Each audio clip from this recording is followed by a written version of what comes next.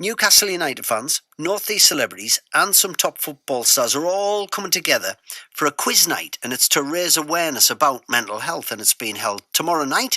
It's going to be streamed online and there'll be loads of famous faces with the Newcastle United connection, along with support and advice for people who might be struggling, because we've just said how many figures are out there. PC Andy Hyde, a community engagement officer with Northumbria Police, is helping to organise this, and I had a chat with him. We work very closely with Newcastle United Foundation, and I spoke to them because they've got a game changer campaign on the go.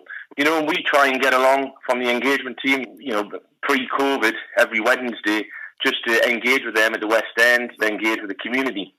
So what we did, I spoke to Be a Game Changer and I said, look, why don't we try and organise a football quiz, because that's the hook, get people involved in this quiz, but after every round, you know, let's get a mental health support worker or someone from the local authority on, just to discuss what services they can offer and how people get in touch with them. This was probably back in the middle of December, and then we approached Newcastle United Supporters Trust, we approached Newcastle Fans TV, and a number of other football supporters trusts for Newcastle United, including Wor Flags and NUFC 360 and the Evening Chronicle. And they were all on board and were very keen to get involved. So what happened then was, everyone, basically what we said is the plan would be, we'll have 6 rounds of 10 questions. If each different partner agency wants to take some of these questions away, get some questions from ex-footballers and local celebrities, and they've all got involved. And then we've also got key videos from Tyneside Mind, Mental Health Matters, and some of the other big Game Changer campaign partners. So on Saturday at 7 o'clock, it'll be broadcast live on YouTube, but it'll be streamed live on Newcastle Fans TV. It'll be on Newcastle United Foundation's page and a number of other social media channels. So we're expecting a very good turnout. I think you will. I mean, looking at the names involved, everyone from Anton Deck to Alan Shearer, Malcolm MacDonald, Les Ferdinand, Gabby Logan. In a way, it's brilliant that they're involved, but how could they say no? Because it's for such a good cause, Andy. Oh, absolutely. Fantastic cause. Do you know what it is? And to be fair, when we approached all these different people, they were very keen to get involved straight away. And we're not expecting the quiz to reduce the number of calls that the police get about mental health. That's not the aim. Hopefully, if we save one person from suicide, then it's been all worth it. Absolutely. And you are getting calls. I've seen the statistics for mental health call-outs for the police. It's something I think the public probably don't appreciate, really, that you guys are out there having to deal with this on a very regular basis at the minute. Oh, yeah. Well, especially just in the last year, Northumbria Police have had nearly 25,000 mental health incidents reported to us, which is up. It's about 2,000 calls from the previous year, which is approximately 300 more calls a month we're getting during COVID. And these are calls that are from people who are going through some sort of mental health crisis. Maybe it's someone who's in distress on a bridge, or someone who's going through a psychotic episode and putting themselves at risk, or someone who's just self-harming. And, you know, occasionally we get people that ring up just because they're lonely. You know, so we will attend, we'll deal with these vulnerable members of the community, refer them to the support agency to get the help and support that they need. And in turn, Andy, this must have an impact on your and your colleagues' mental health, and you've got to look after that. Who looks after you guys? To be fair, we've got a dedicated team in Northumbria Police called the Wellbeing Team set up, which are fantastic. We have TRIM practitioners in the organisation, which is trauma risk management practitioners. So basically what they'll do is, after an incident like this, you'll speak to your line manager, and if he or she feels that maybe you are suffering as an officer, they'll refer you to the TRIM practitioner to get the long-term support and the short-term support required as an officer. So that's the police's contribution to what's going on. And Hayley Lorimer's brother, Martin, very sadly took his own life in December last year. He was a mad keen Newcastle United fan, and all the speakers are going to be aware on the quiz night of his story. Martin battled against mental health issues his whole life, really, from being a teenager. And I don't think I'll ever really understand why he did what he did on that day, to be honest. And obviously that's something I've thought about a lot. It affects everybody in the family, and everybody's left with questions. And of course, the funeral wasn't an occasion when family could hug each other and support each other in the way you normally would because of COVID. So it has been difficult. If there's any message to get out there to people who are A, suffering, or B, living with someone or know someone who's suffered, what message would you say that people need to hear? Yeah, I would just say if you are feeling like you're really struggling with your mental health at the moment, there is still help and support out there. So please do reach out. It's not a sign of weakness, as many people used to think it was. It's a sign of strength if you're able to admit that you're in trouble and need some help. So please do reach out and find some support from somewhere, because you don't want to leave another family behind who are grieving with this kind of loss and all the unanswered questions that go with it. Well, if you want to tune in to that quiz night, it's hosted on the Newcastle Fans TV YouTube channel on tomorrow night, 7 o'clock, as well as on other fans groups, social media channels. And if you're in emotional distress yourself and you want to get help, you can visit the BBC Action Line. That's the webpage where you'll find links to advice and support. The BBC Action Line.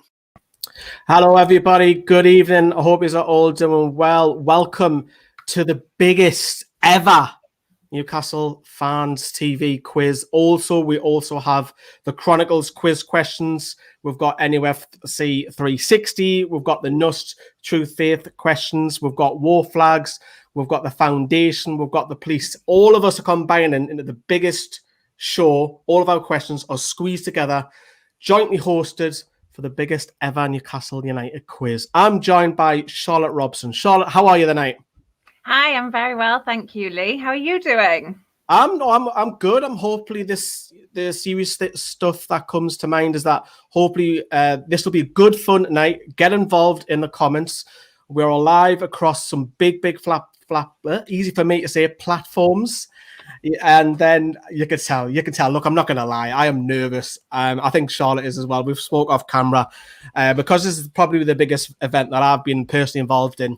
And it's going to be good fun tonight. We want you to get involved, as I say. And we've also got some speakers coming on. Some of you have seen the thumbnail. We have some huge names involved tonight. Charlotte, how are you feeling about being involved tonight? Yeah, I'm just thrilled to be a part of this tonight. It's such an important cause. The foundation have done incredible work on the Be a Game Changer campaign. I've got my t-shirt on as well. I know you have. It's just so important to open up that conversation about mental health, all kinds of mental health. And for those people who, aren't directly being affected, we talked about this off camera as well. People like families of people who are struggling. It's just so important, and I'm so delighted to be part of a fun event to raise awareness. Totally agree. And this event, of course, is dedicated to Martin Lorimer, who sadly passed away not so long ago. We've seen people reach out in support of him, which was fantastic to see our fan base unite together. But we have a message from Hayley at the start of the event. Hello, my name's Hayley Lorimer. I'm Martin Lorimer's sister. And I want to say a big thank you to everyone who's been involved in organising this amazing event in my brother's memory. I'd also like to say thank you to all the Newcastle fans and players and everybody else who reached out and tried to help Martin back in December when he sadly took his own life. Thank you for trying to help my brother. I just want to say as well that being close to Martin over all the years when he struggled with mental health difficulties made me realise that actually people who do struggle with their mental health but are able to reach out for help and support and do get better, and they do, they're some of the bravest people amongst us. So if you're watching this and you're struggling with your own mental health, please take a note of the information about the support services that are around that can help you, and do reach out for help. It used to be thought that admitting to a mental health problem was a sign of weakness. It isn't. So please do use the support services that are out there to help you. And thank you for attending this event. I hope you enjoy it. Yeah, thank you very much, Hayley. I mean, that must have been very, very difficult for her, but appreciate those lovely words that she said tonight. And like I say, Charlotte, if we can help just one person reaching out tonight, I mean, that's the whole aim of tonight, isn't it?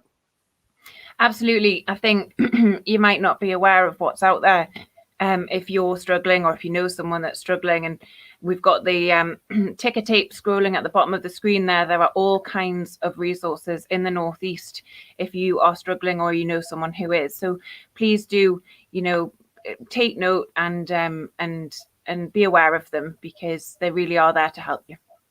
There is plenty of links also in the description as well. Have a look at them. It might not be yourself. It could be a loved one. It could be a work colleague. It could be a family member. It could be anybody. One person that we help tonight, all of this is worth it. And I think what's important as well is that a lot of fans and groups have united together today. He has a fantastic message from Super Mac. Hello to everybody who is in support of Martin.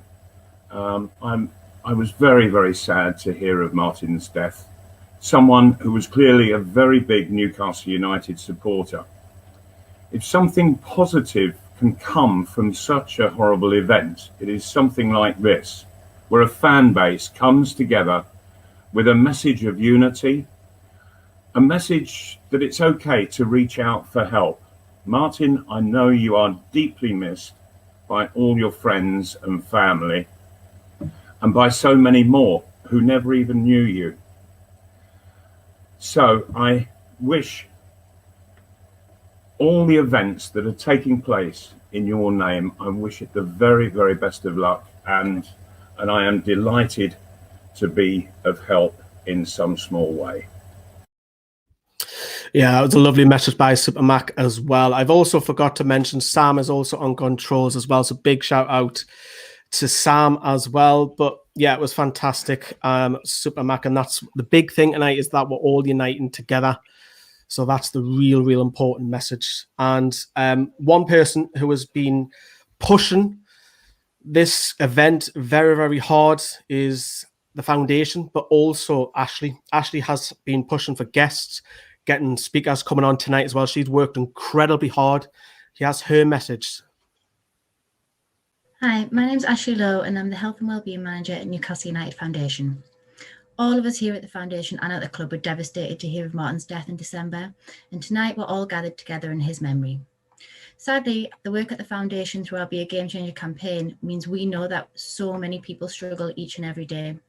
The North East has one of the highest suicide rates in the country, and 1 in 4 of us, or that's 13,000 fans at St James's Park on a match day, will experience mental health issues in our lives.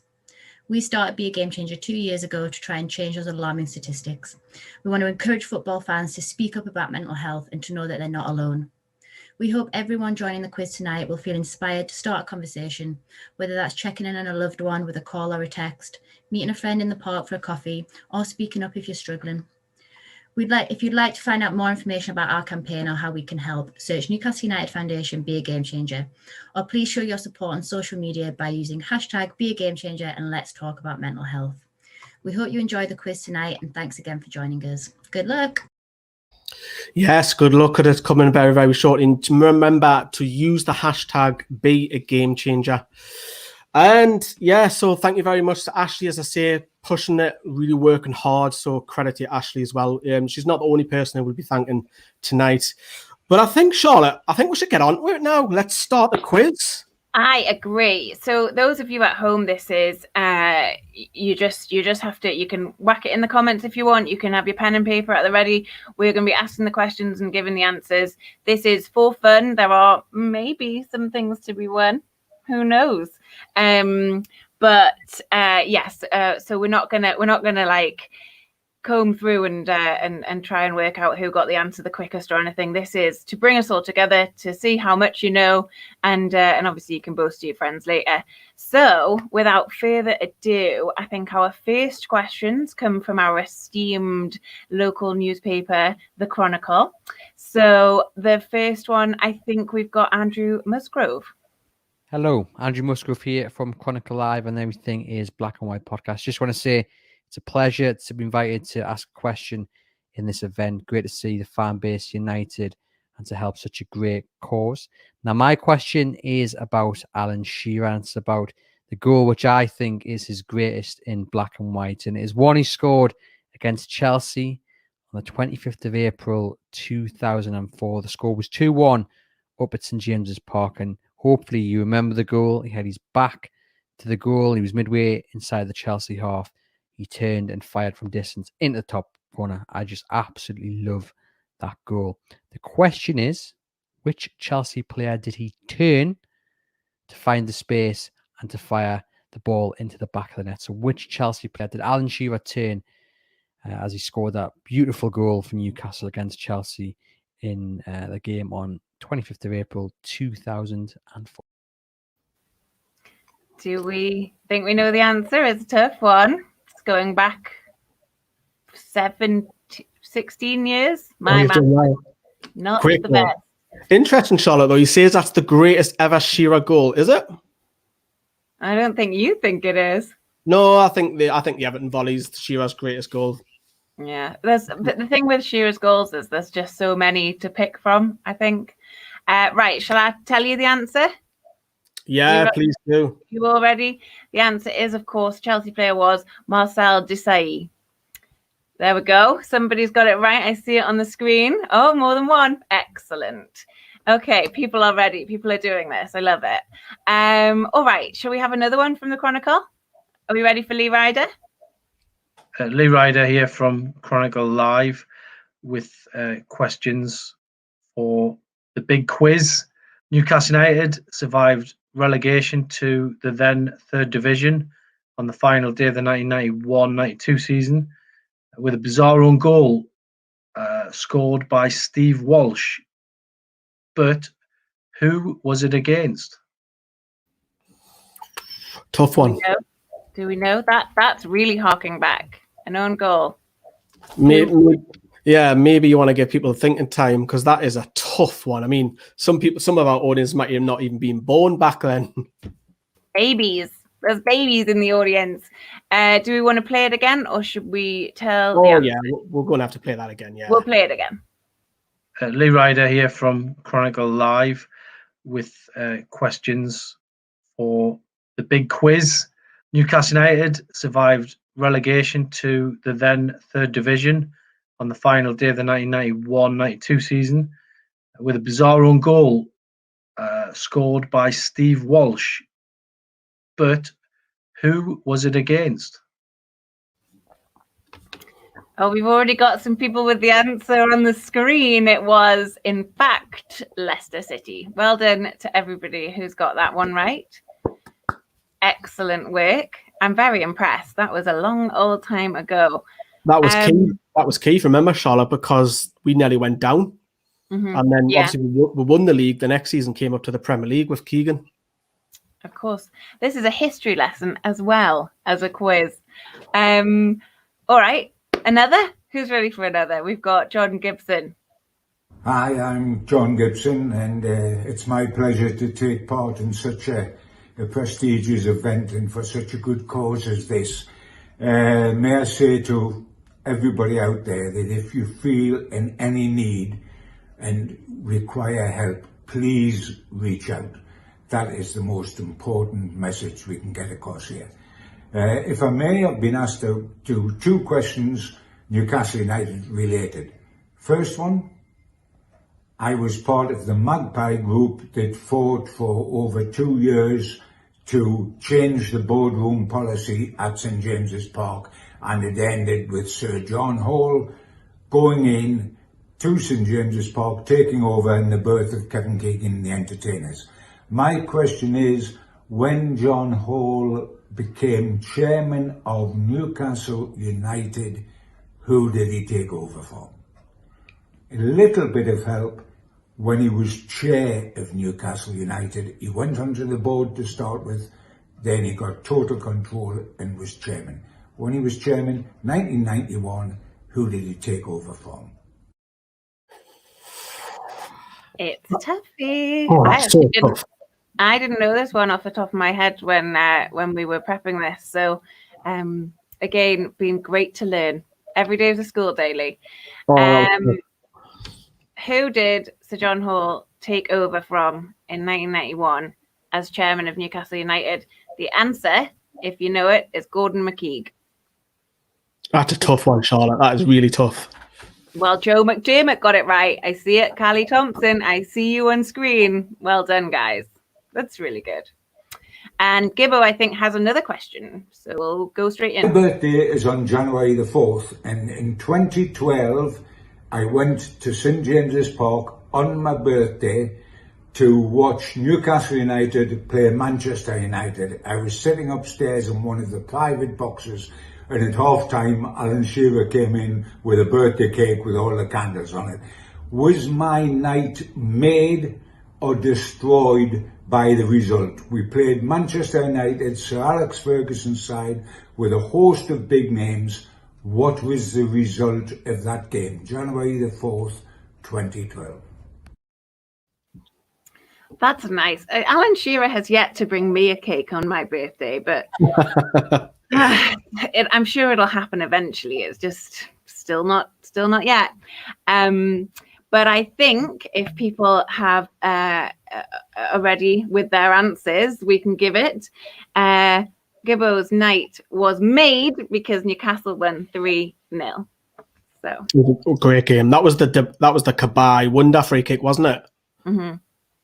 And then was it the Demba? Was it the same one Demba Bar turned and volleyed it as well?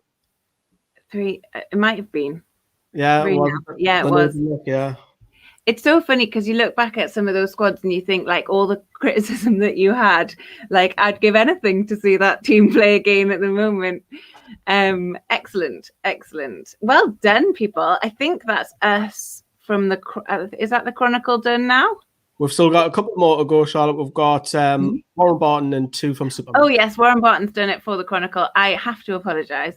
I just I didn't realise. But yeah, so we have Warren Barton's question. Hi, this is Warren Barton. My question is, what year and which team did we play against when I made my debut for Newcastle? And a bonus point, what was the score? Good luck, I wish you all the best. Bye-bye. There he is, Warren Barton, all the way from the USA. Should we have that one again? It was quite quick. Yeah? Hi, this is Warren Barton. My question is, what year and which team did we play against when I made my debut for Newcastle? And a bonus point, what was the score? Good luck, I wish you all the best. Bye-bye. What year and which team did Warren Barton make his debut for Newcastle? It was 1995 and it was Coventry. And for the bonus point, it was 3-0 win. Did we get anybody getting that? There must be some Barton heads in the audience. There we go, John Monroe. Nice work. Okay. We have one more. I have to apologise. I mislaid that memory. We've got Supermac now. Let's have it.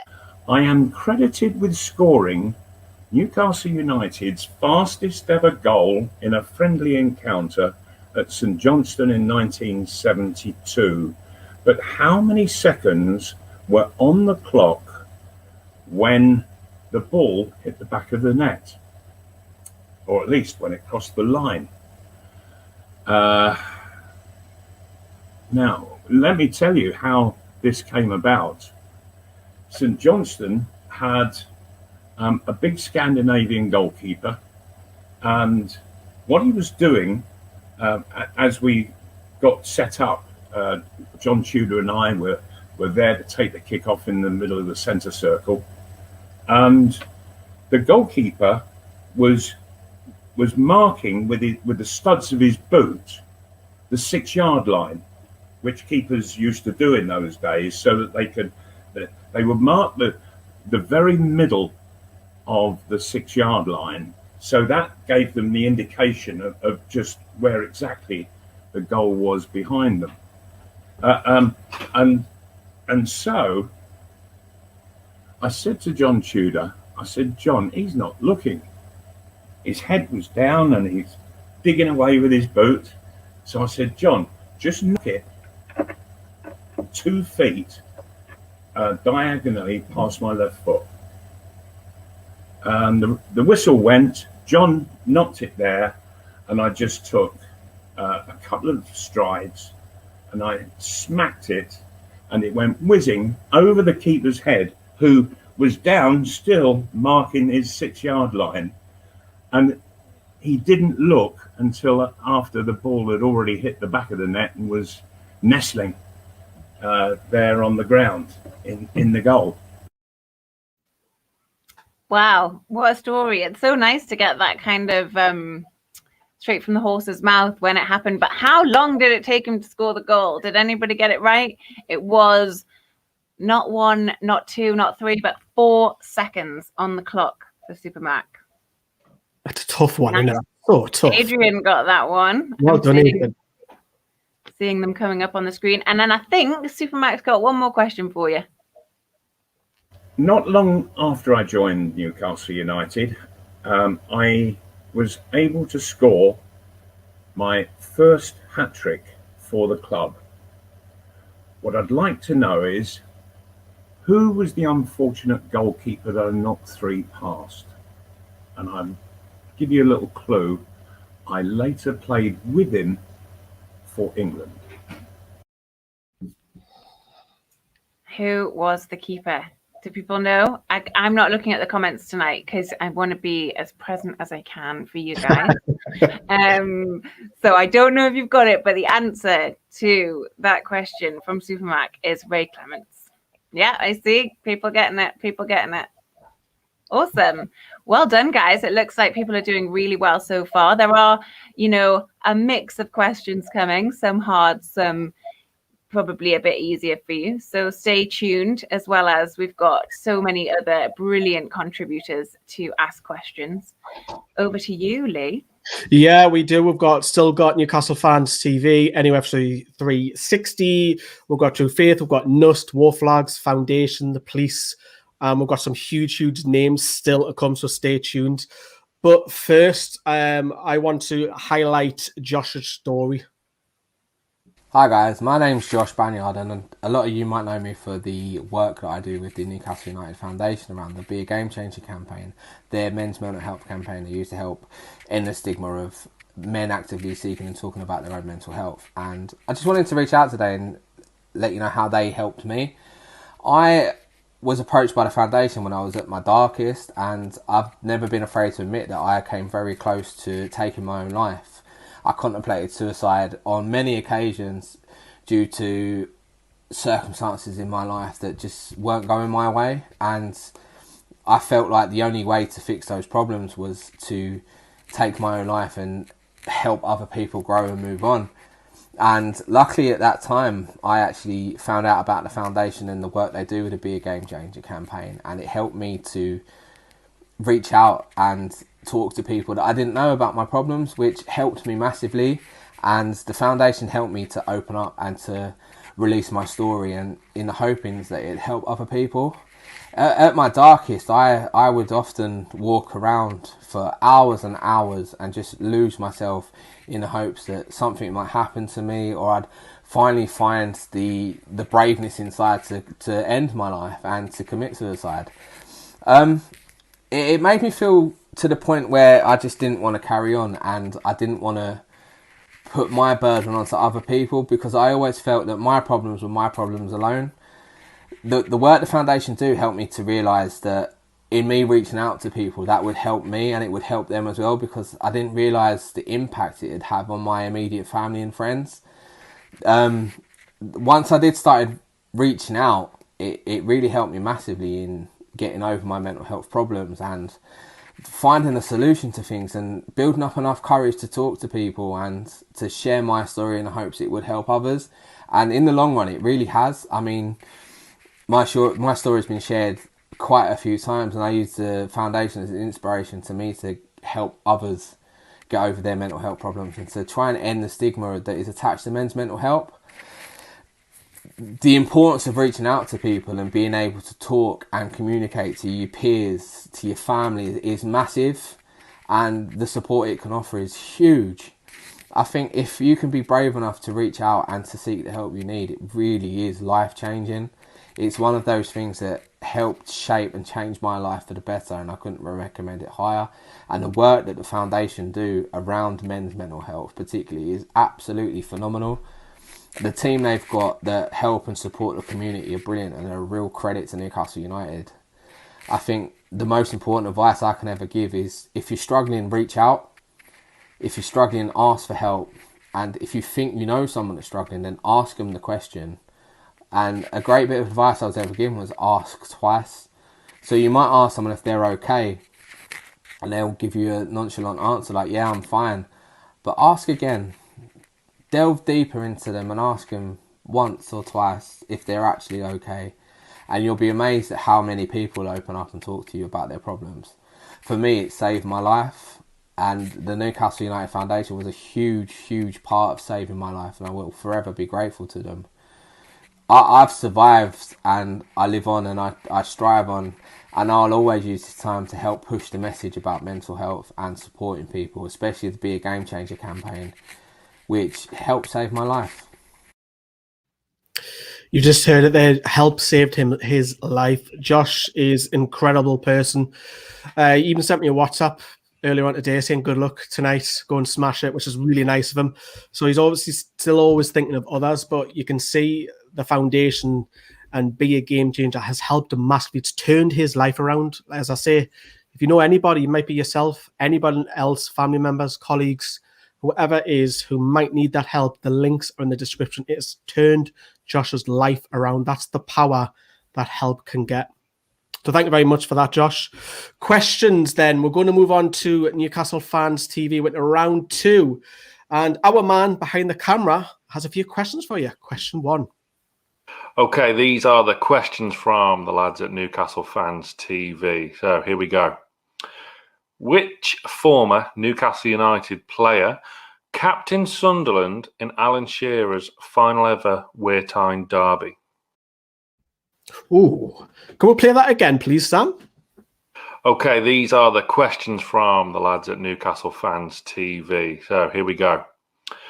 Which former Newcastle United player captained Sunderland in Alan Shearer's final ever Wear Tyne derby? Of course, we all know what happened with that game. 4-1 up. Albert Luque wrapped it up and Sheeran celebrating and great. But have we got anybody in the comments who has those answers, please? Stephen Caldwell, yeah, well done, Yusuf. Really well done. Well done, Graham Caldwell. Well done, Richard. Yeah, well done on that. Let's move on to question 2, please. Next question. How many European goals did Antoine Sibierski score for Newcastle United? Ooh, Antoine Sibierski. Do you remember him?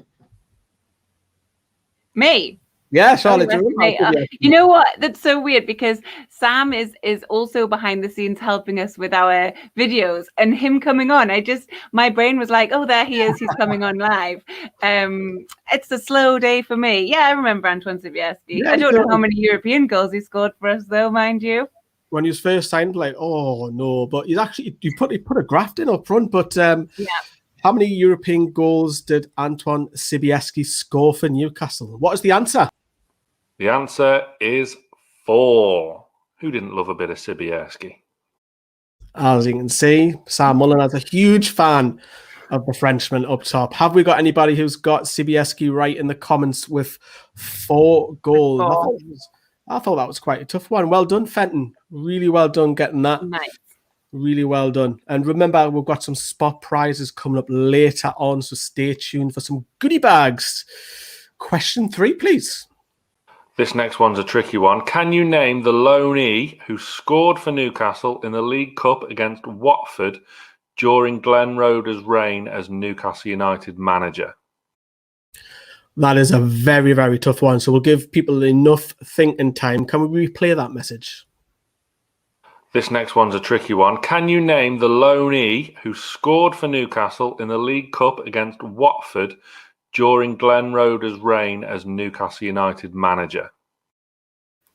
Now, this, when we were doing prep, I had to check this out because that was a tough one. That's tough, isn't it, Charlotte? That's a really tough question. And it also makes me just sad again about Glenn Roeder and the news. Yeah, sadly, Glenn Roeder sadly passed away not so long ago. So our thoughts, of course, go out to his family, loved ones. But have we got anybody who's got the answers? Because that was a tough one. And there's probably a name that is a little bit left field for everybody. But yeah, Heidi's got it right. Heidi's got it. Well done, Giuseppe Rossi. And remember, he's playing second fiddle to Michael Owen. Yeah. And then he came on loan. I thought, oh, great, we've got a striker here, but never really set that world delight in Newcastle. And he's gone on to do bigger and better stuff at Villarreal and so on. But yeah, well done, everybody. Question 4. From which club did Newcastle United sign Tino Asprilla? Ooh, I think that's a fairly easy one. Can we replay that message? From which club did Newcastle United sign Tino Asprilla? Of course, we all remember Tino coming in the court and in the snow and shaking hands in his debut against Middlesbrough when he'd done that Cruyff turn and whipped it in. And then Steve Watson goes in, heads it in. But yeah, Palmer, well done. Drew, well done. Dylan as well. Fantastic, well done. Palmer, yeah, Talk Iceman, really well done as well. Now we have a huge person speaking next. He's only, Charlotte, the record-breaking goal scorer at Newcastle United. Alan Shearer is on the event. Here is his question. It's which team did I score my first Premier League hat-trick for Newcastle? Let's replay that one once more. It's which team did I score my first Premier League hat-trick for Newcastle? I mean, first of all, we've got Alan Shearer involved, Charlotte. Alan Shearer. It's pretty big. It's pretty big. I was very excited when we started talking about like who we might get involved, and I didn't really ever think that we'd managed to swing a coup like this one. So it's very exciting. But I know that Alan Shearer has his own charities and is very active in the sort of charity scene up here. So it's great to have him on board tonight. Let's find out what the answer is. And of course, the answer is Leicester. It was Leicester. Yeah, did anybody get in the comments? I remember that game. It was Casey Keller in goal for Leicester, and Shearer, absolute thunder blaster into the top corner. Yeah, loads of people are getting that. And of course, last minute equaliser when Lee Clark slid it across the box, and it was 4-3 win against Leicester.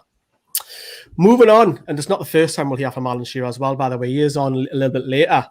Moving on, one of the most favourable journalists in the Northeast has a question for you. Hello everyone, my name is George Culkin of The Athletic, in dire need of a number for Gillinton's barber, but please don't tell the coppers. Hope you're all having a great night and well done on raising funds for such a fantastic cause. Here's my question. In Sir Bobby Robson's first home match in charge, Newcastle famously stuffed Sheffield Wednesday 8-0 with Alan Shearer scoring 5 goals. But who opened the scoring for Newcastle in that match? So in Sir Bobby's first home match in charge of Newcastle, the team stuffed Sheffield Wednesday 8-0 and Alan Shearer scored 5 times. But who opened the scoring for the team that day? Everyone remembers the 8-0 win and Shearer scoring, but they can never get it right in order who got the first one. But have we got anybody who was watching live in the comments? Have they got them? Have they got them? Some people are saying Aaron Hughes, says Heidi. I think we should find out what the answer is, though. I agree. The answer is Aaron Hughes, officially the nicest man in football. Have a great night, everyone. Cheers. Thank you very much. Officially, says George. Yeah, and obviously George is taking Mickey a little bit out of Joe Litton visiting barbers, which was a bit naughty. But yes, well done on everybody who's got Aaron Hughes scored the first one in Sir Bobby's first home game in charge. And keeping the theme with the Northeast, a lovable character who's on Sky has a question for you next. Hey everybody, Pete Graves here from Sky Sports. Hope you're enjoying the quiz so far. I'm coming to you live. Well, actually, I'm not live, but coming to you from Newcastle Central Station. Anyway, my question is this. 8th of February 1992 was Kevin Keegan's first game in charge of Newcastle. They beat Bristol City 3-0. It was an amazing day. I was standing on the Milburn paddock. What a day it was. Start of a new era.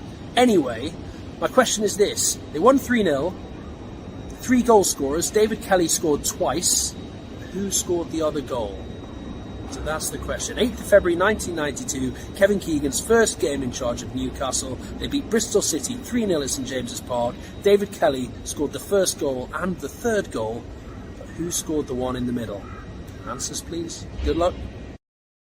You're such a good talker, when you, Charlotte. Isn't he? I really feel weird though, because the one of George, we were looking down at him, and then Keith was looking down at us. So I feel like I don't know what height I am with these question askers, but he is brilliant. He what an excellent question as well.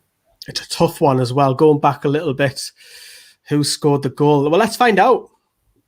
Okay, here's the answer to my question, guys. It was Kevin Keegan's first game in charge. They beat Bristol City 3-0, February 1992. David Kelly scored 2 of the goals on the day, but who got the goal in the middle, the third goal, or the second on the day, if you like? Well, the other goal scorer was, in fact, the brilliant Liam O'Brien. So well done to those of you that got it. Liam O'Brien, who loved scoring against Sunderland, didn't he? But he also got one on that first game in charge for Kevin Keegan against Bristol City. Liam O'Brien is the answer. Well done if you got it. Yeah, Chris has got it really well done. I mean, I didn't know the answer to that question because that's going back before our time, mine and Charlotte's time. But yeah, Liam O'Brien, famous for scoring that wonderful free kick at Roker Park. Yeah. Running off, celebrating, doing that. Yeah, so that is the end of Newcastle Fans TV's questions. We'll be moving on to NUFC 360 in just a second, but we wanted to highlight a charity called Mind, who do some fantastic stuff in Newcastle. There is a link in the description below, but have a look at this video.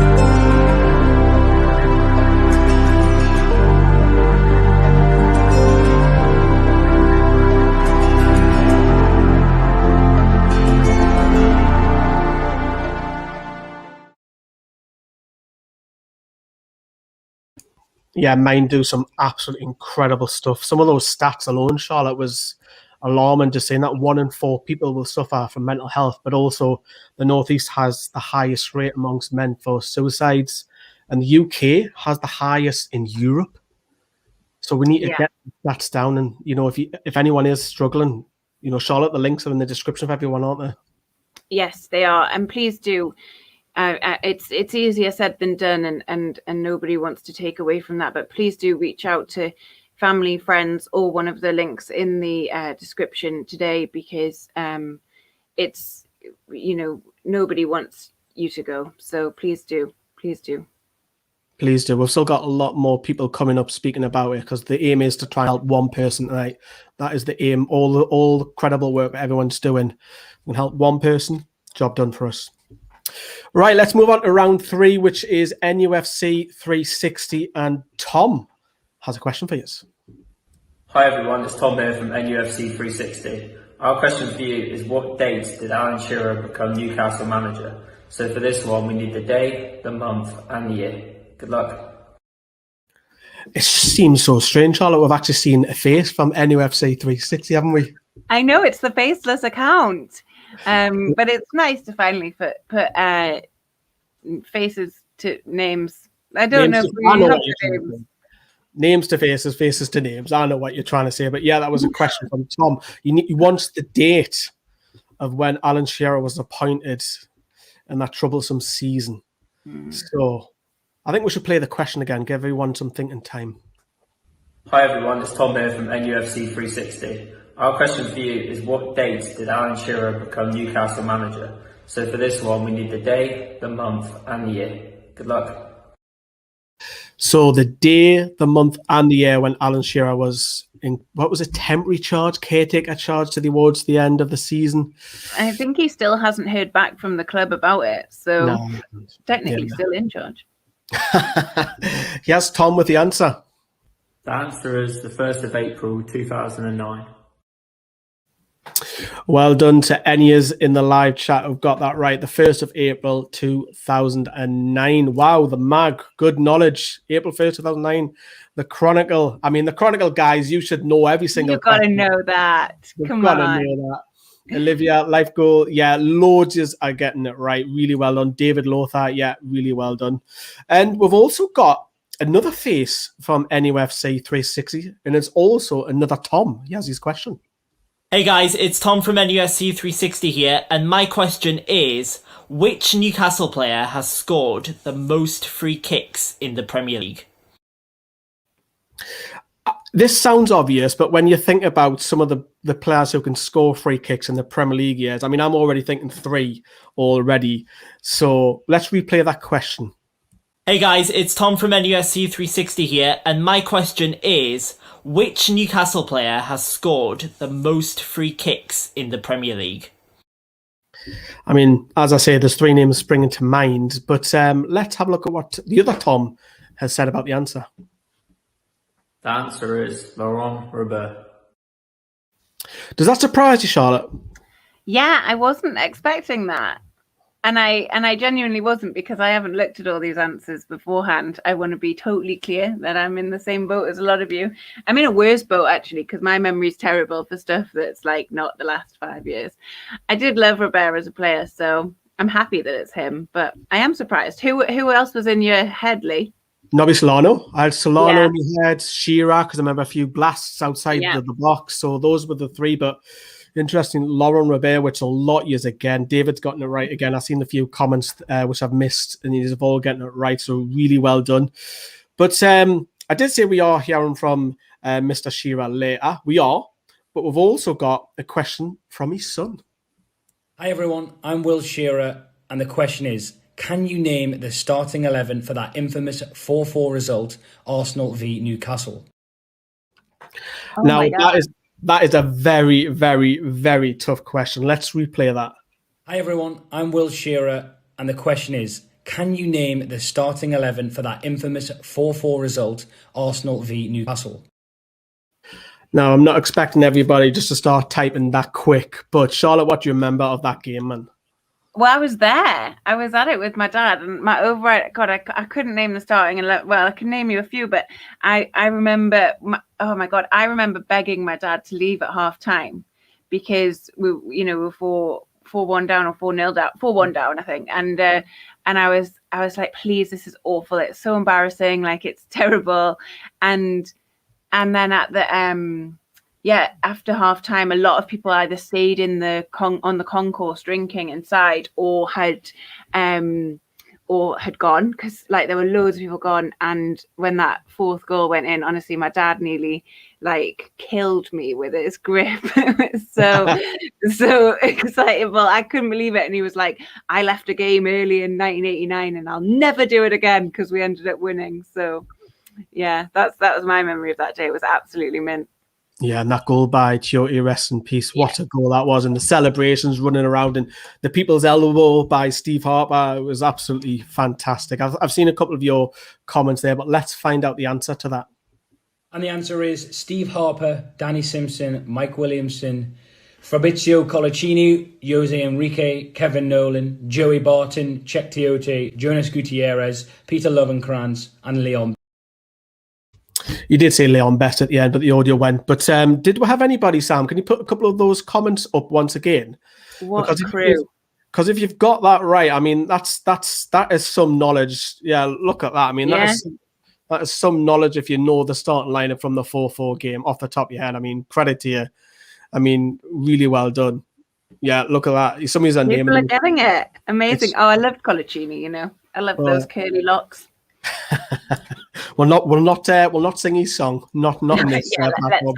Let's not. But we do have a former Newcastle United goalkeeper next with a question. Hello, I'm Tim Crow, and I've got a question for you. Which 2 teams merged to make Newcastle United? I mean, if you don't know that one, you should really question yourselves whether you're a Newcastle United fan. We'll just replay it again, though. Hello, I'm Tim Crow, and I've got a question for you. Which 2 teams merged to make Newcastle United? So, which two teams merged together in 1892 to make Newcastle United? And oh, he's great, and he still speaks. He still speaks really well of the club and the people, and he's obviously his girlfriend. I think his wife now actually is a Geordie, and his little one's got a little bit of a Geordie accent as well. But oh yeah, Tim Krul. Facebook always does those memories, doesn't it? And it's like 10 years ago or whatever, and all my Facebook statuses were just the words Tim Krul, because he was such a good keeper for us, and he'd obviously like won us the day or something. So I just changed my Facebook status to Tim Krul. And remember the display at Spurs, brilliant, in his debut, Palermo. Yeah, but I think everyone should know this, but we'll find out what the answer is from Tim Krul. The answer of the question is Newcastle West End and Newcastle East End. Have a good evening, guys. Thank you very much, Tim Krul. And we've got a spot prize for this question. Now, don't go blaming me or Charlotte because we're not controlling. Sam is going to pick a winner in the live chat right now. If you can display a winner for us, Sam. Glenn Cooper. Is that Glenn Cooper? Is that who you're selecting, Sam? The winner, the West End is the best. Not technically the answer, but I think he probably knows the answer. Not technically the answer, but if that's the guy you're selecting, Sam, behind the camera, Glenn Cooper, can you please message Newcastle Fans TV's Facebook page, and we'll get them sent to you. You've just won yourself a little goodie bag, and so well done, Glenn. So please message our Newcastle Fans TV Facebook page, and we'll get them sent to you, some goodie bags. And we've got 3 more to win a little bit later. So thank you very much, Tim Krul. Now on to someone who doesn't live too far. Well, I say live, was brought up not too far away from me. Lindsay Hipgrave has a question. Hi, it's Lindsay Hipgrave here, and the question is, how many European goals did Alan Shearer score for Newcastle? Again, I think that's a tough one. We'll replay that again for everyone at home. Hi, it's Lindsay Hipgrave here, and the question is, how many European goals did Alan Shearer score for Newcastle? I mean, I had to research this answer. I'm not going to lie, Charlotte, because it's a tough one. But you think about when Shearer had the old UEFA Cup and the Champions League, didn't he? So it is a tough one. But he has Tom with the answer. The answer is 31. 31. Are you surprised by that, Charlotte? Yeah, I had a lower number in my head for some reason, but I mean, more fool me. It should have been really high. Yeah, I was going with 27, but yeah, I was surprised. Yeah, I was late 20s. I had late 20s in my head for some reason. Anyone get that right in the comments? You'll see your name displayed, but 31 is the correct answer. I thought that was quite a toughie, really tough one. Right, on to the next one, who's a massive, massive name amongst the YouTube world. I think he's got over 1 million followers on both of his YouTube platform and Twitter platforms. It's Will, isn't he? Me, True Geordie's mate, and I'm here to ask you a question. In what minute did Lee Bowyer and Kieran Dyer get sent off when they tried to scrap each other all those years ago against Villa? So what minute did Lee Bowyer and Kieran Dyer have a fight on the pitch against Aston Villa? Let's replay that message, though. Me, True Geordie's mate, and I'm here to ask you a question. In what minute did Lee Bowyer and Kieran Dyer get sent off when they tried to scrap each other all those years ago against Villa? Charlotte, what do you remember that game? So energetic, isn't he? So energetic. Bouncy, isn't he? That's what we want. Yeah, he's a proper YouTuber, isn't he? I just remember that scrap from the game, really. I don't know what minute it was, though. Do you? I didn't know the exact minute, but I think I remember more for Stephen Taylor on the goal line. If you remember, that was the same game, wasn't it? It's such a dramatic one, wasn't it? It's like, I can't ball the ball. Let's hide it. It's being shot. But here is Tom once more with the answer. The answer is the 82nd minute. Yeah, it was late in the game. Yeah, it was. It was the 82nd minute. And remember, Souness dragged them into a press conference after that game and basically made them speak. But yeah, 82nd minute. I thought that was quite a tough one. Be interesting to see if any of you have got that right in the comments below. We have one more question from 360, and it's a former Newcastle defender.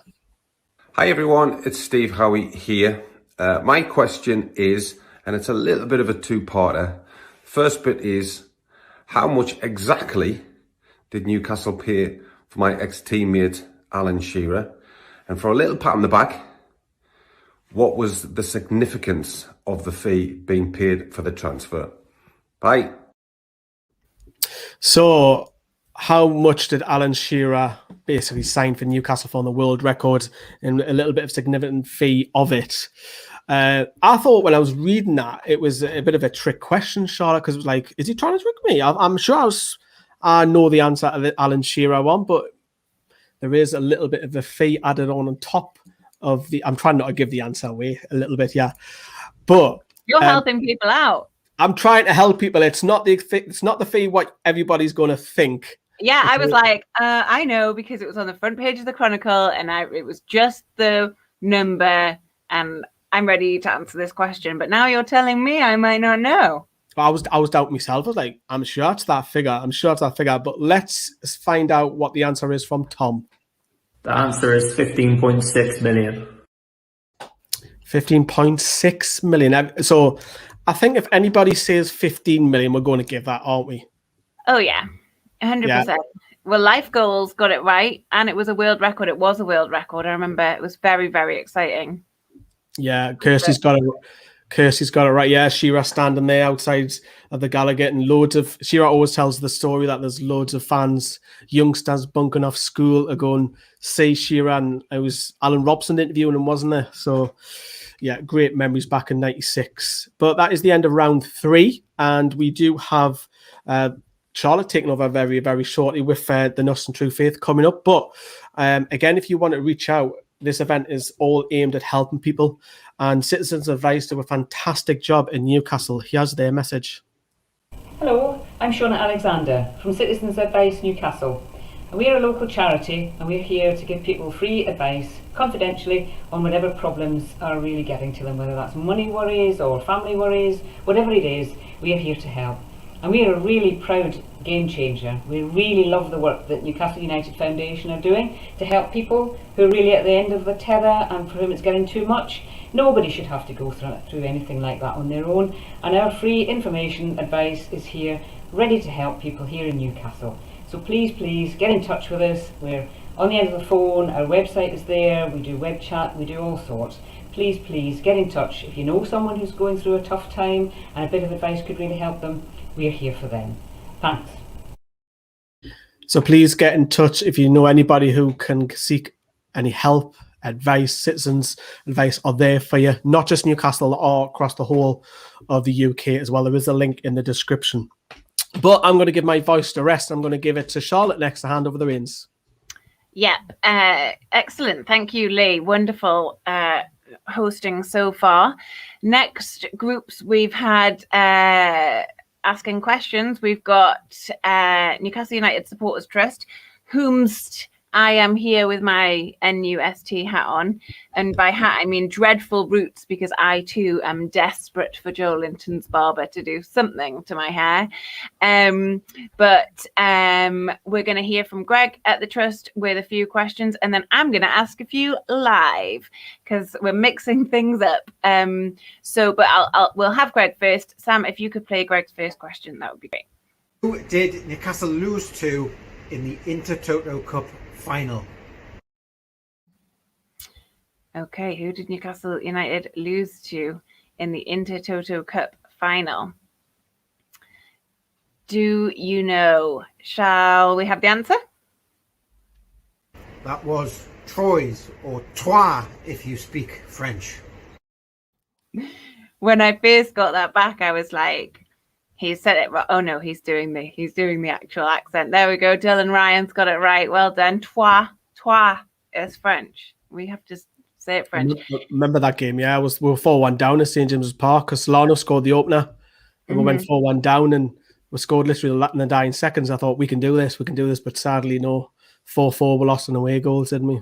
Yes, yeah. Technically a draw we had in the comments there. I suppose so on both legs, but. Great, everybody getting the answer right. Well done. I'm very impressed. Let's have another. Which Newcastle United striker could boast 10 goals from just 11 starts in the 2009-10 season? That is, I hope we all noticed, a different shirt Greg had on.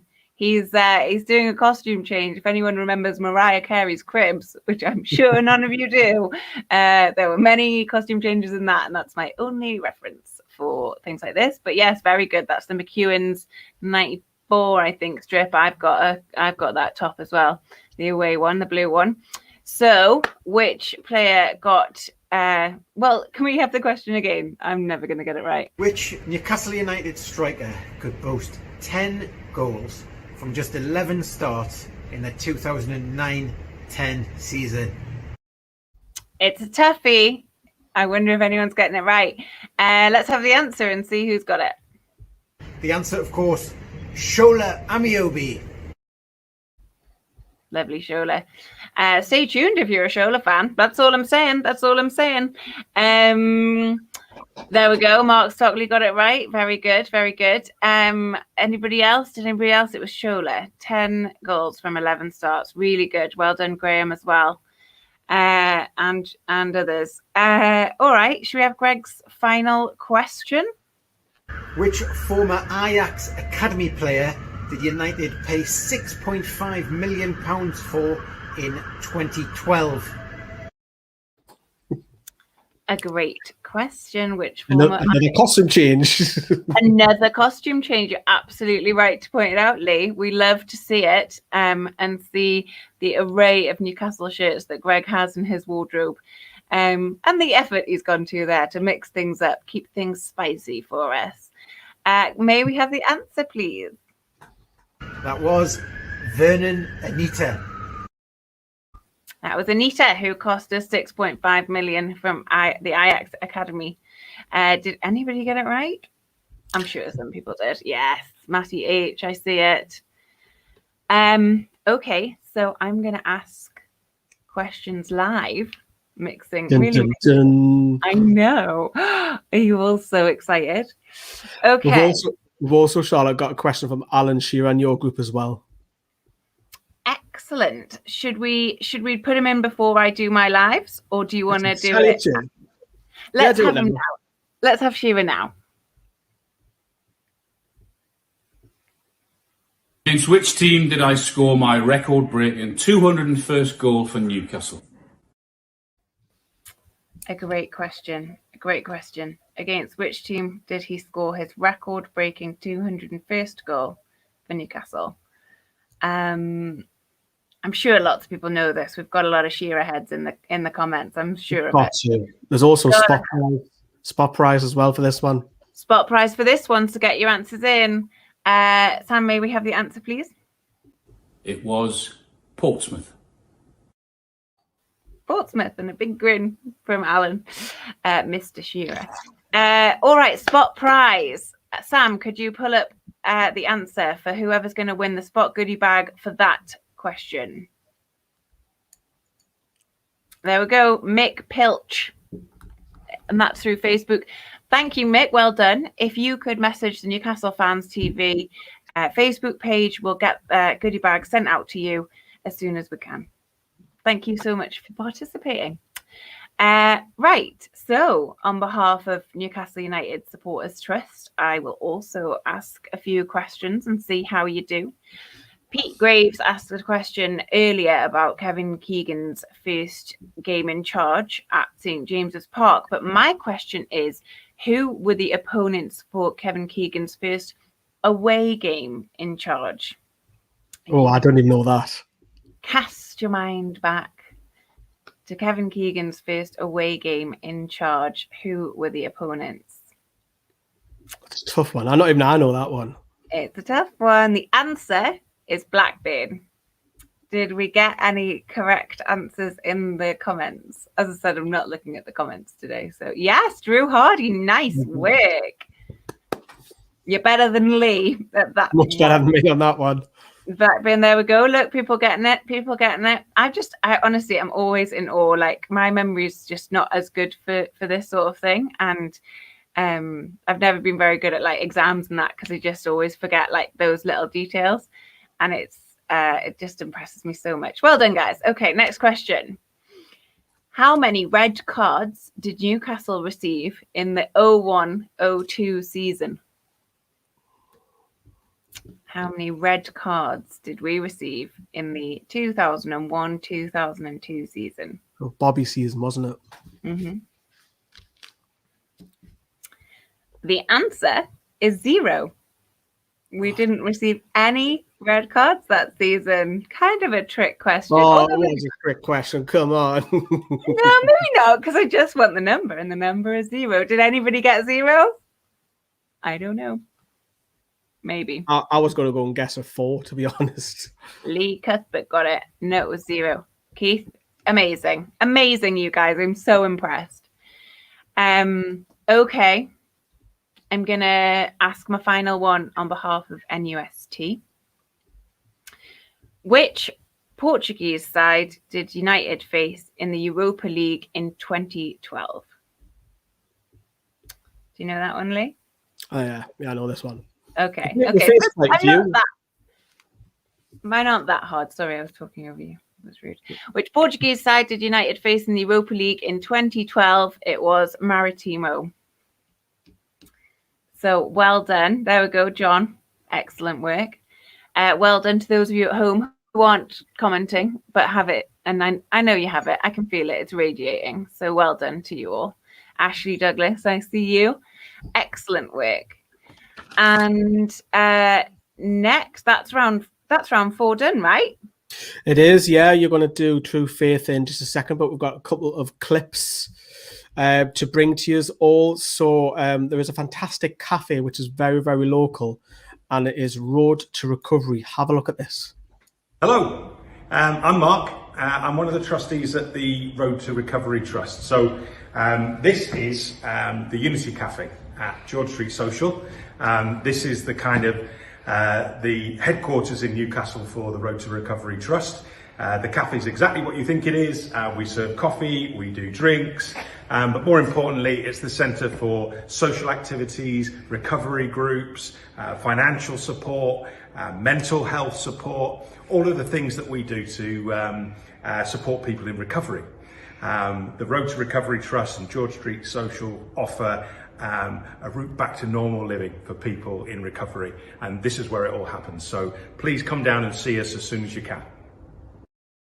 Yeah, so as in George Street, which is based in Newcastle, Road Recovery, pop along. Obviously, with COVID pending, of course, get yourselves there when we start allowing to go back out to our freedom, of course, and the lockdown has affected a lot of people. So maybe you just want to pop your head in and maybe you just want to go and visit, have a coffee. Simple as that. You can have a look at it, Road to Recovery. Again, there's links in the description for that. And we've also got another group who it's called If You Care Share. Have a look at this. Hi everybody, I'm Matthew Smith from If You Care Share Foundation. We are a suicide prevention and bereavement support charity and are here to help people across the Northeast. So if you are struggling, if you feel like you may need to speak to somebody, then please do get in touch. You can get in touch with us via our website, which is www.ifyoucareshare.co.uk, or you can give us a call on 0191 387 5661, Monday to Friday, 9 to 5. Thank you and take care. So once again, if you're having any thoughts of suicide, or if you know anybody who is having these kind of thoughts, get them in touch with If You Care Share, because again, they could help save one person. That's the aim tonight. That's why we're putting on this magnificent event for everybody at home. But yes, please do. The link is in the description for that. Right, we're going to move on. Charlotte, back to you. We are on to round 5, which is excellent. Thank you all for sticking with it. Thank you all for engaging with us this evening. It's just so great to see so many watching and playing along, and hopefully taking on board some of the really important messages that we are sharing with you this evening. Ian Pearson there saying the Recovery Cafe is an amazing social enterprise. Yeah, until we started doing this, I didn't know about it, and I actually cycle.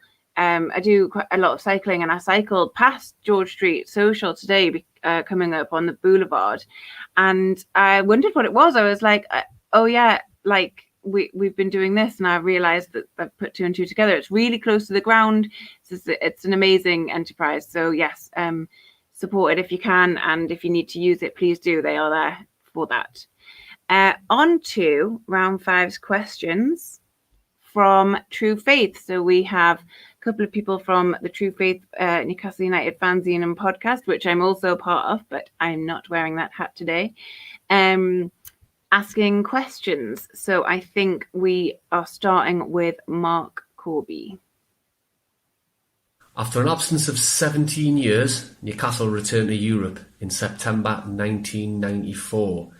But who scored United's first goal upon this return? It's a great question. Memories of going back into Europe. Mark, of course, who does a lot of the nostalgia stuff for us and on his own Facebook page, which is just brilliant. Can we hear the question once more, please, Sam? After an absence of 17 years, Newcastle returned to Europe in September 1994. But who scored United's first goal upon this return? Who scored the first goal when we got back into Europe in 1994?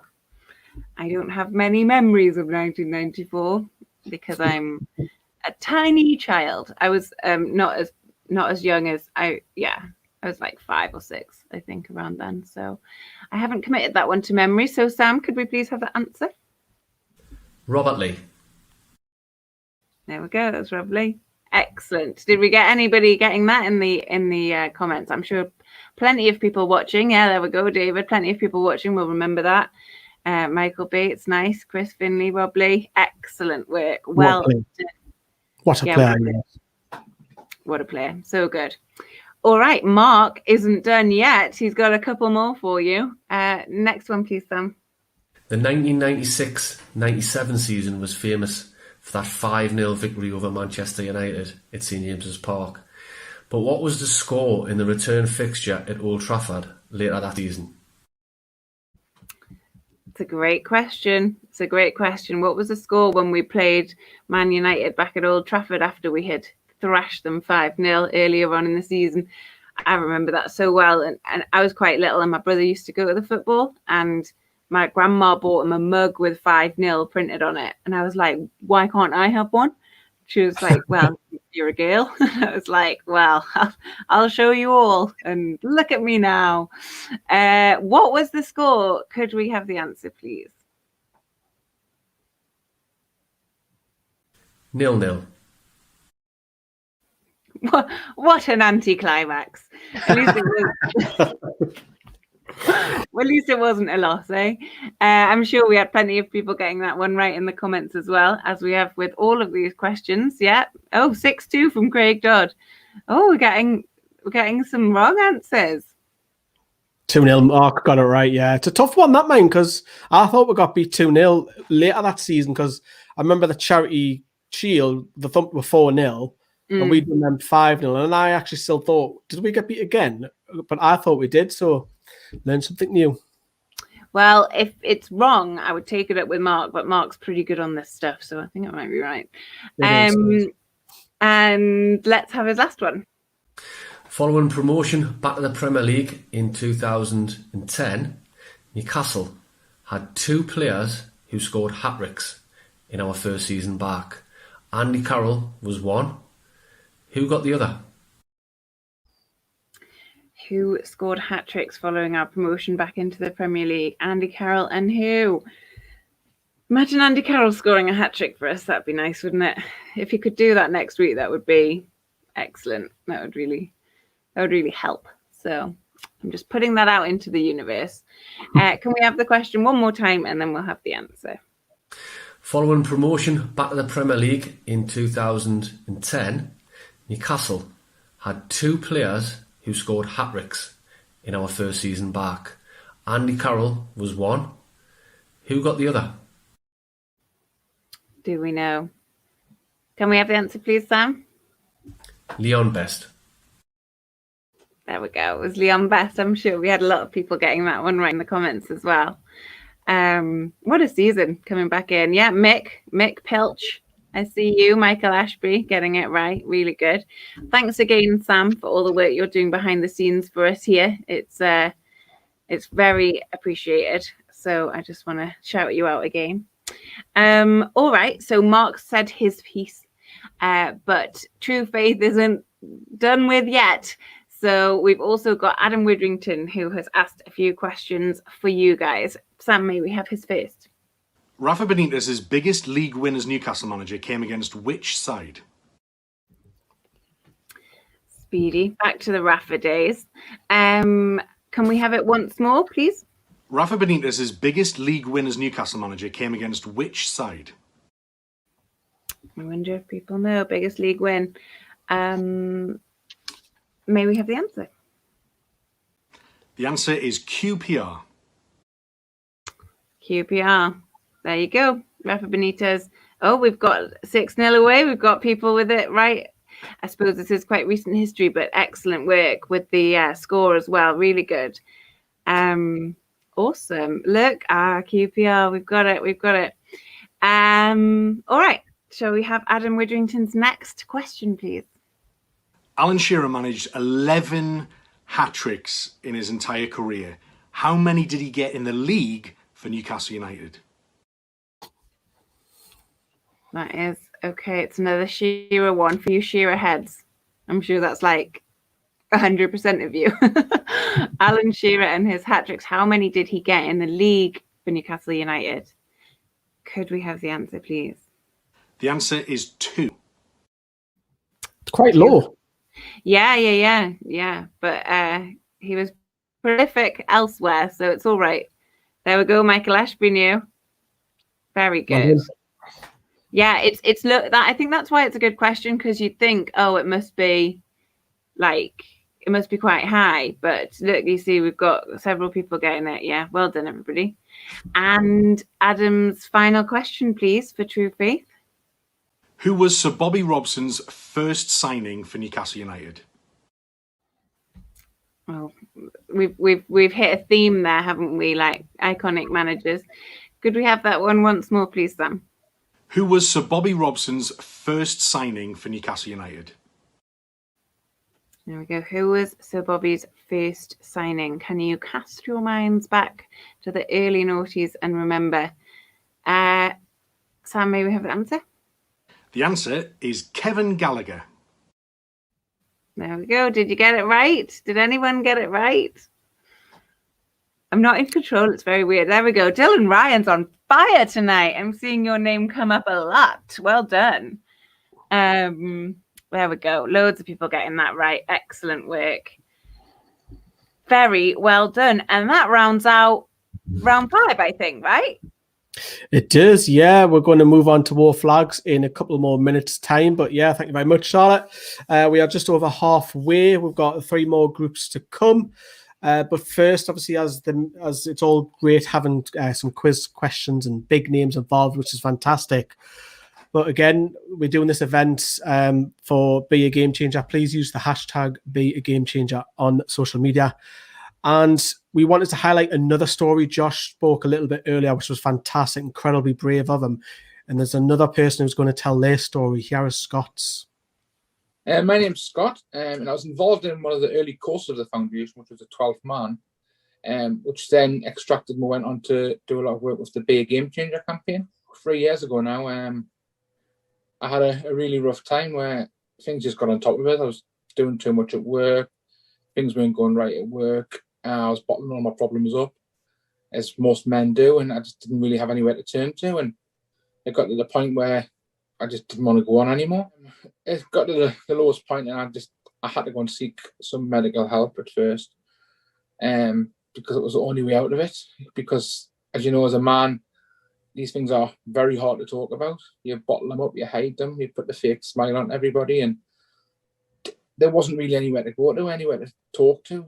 It was a case of you get to the end point and it's either you're not here or you go to the doctor and they give you tablets. So at that point, there was no real support. The Game Changer is huge because it allows men to come out into an environment that they're comfortable with and discuss all the problems and all the matters that they have there in a background of football or a culture where everyone is a lot more comfortable with it, as opposed to sitting in a doctor's surgery and talking to a stranger that way. It doesn't work.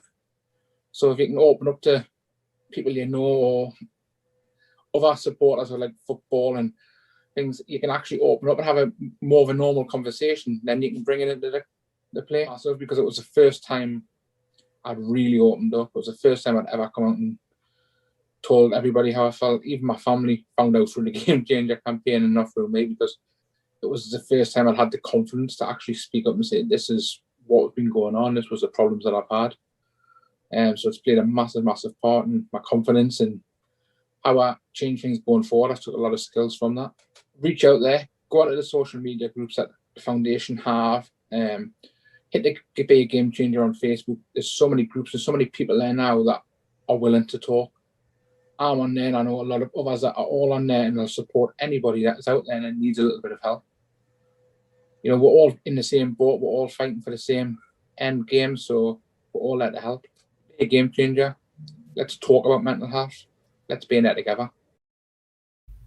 So that was a lovely message. Thank you very much, Scott, for sharing your story. Hopefully it does hammer home that, you know, anybody can reach out. And Scott couldn't talk to his family. He reached out to Be a Game Changer first, which was absolutely fantastic. And again, that's incredible work. Charlotte's mentioned that earlier on the show, at the Be a Game Changer at Newcastle United Foundation, the work that they had done. And it's fantastic to see people speak out. Ian's mentioned there, praising Scott there, and so is Mike. So thank you for the nice comments. And you should always open up if you can. It's easier said than done, but if you need a stranger, Be a Game Changer, go and have a look, go and seek help. There's a link in the description for all the links for Be a Game Changer. More on those guys a little bit later, because the foundation set of questions are coming up after Wor Flags, which we're going to move on to. And I must say, these are probably the toughest questions of the whole event. And if you get these right, I am very, very impressed. But here we go. Question 1 for Wor Flags, please. There was a huge surfer that covered the Gallagher in Rafa's last game.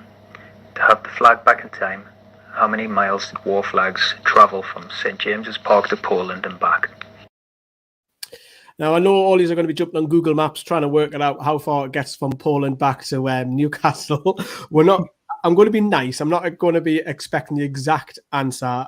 The nearest 100, I think, will be fair. Don't you think, Charlotte? Yeah, I think the nearest 100's okay. Get a ballpark. Yeah, I got a ballpark. We're not going to want the exact figure, but let's replay that question once again. There was a huge surfer that covered the Gallagher in Rafa's last game. To have the flag back in time, how many miles did Wor Flags travel from St James's Park to Poland and back? So, from St James's Park all the way to Poland and back, how many miles did that flag travel? And the answer is 2,458. I'm not expecting anybody to get that, but to the nearest 100. Oh, John Hogg, really well done. To the nearest 100. Nice. Well done. Finley, not too far away. That's a good effort. Really well done. It's a tough question. It really is. Jacob, another one, not far off as well. 2,458 is the exact answer.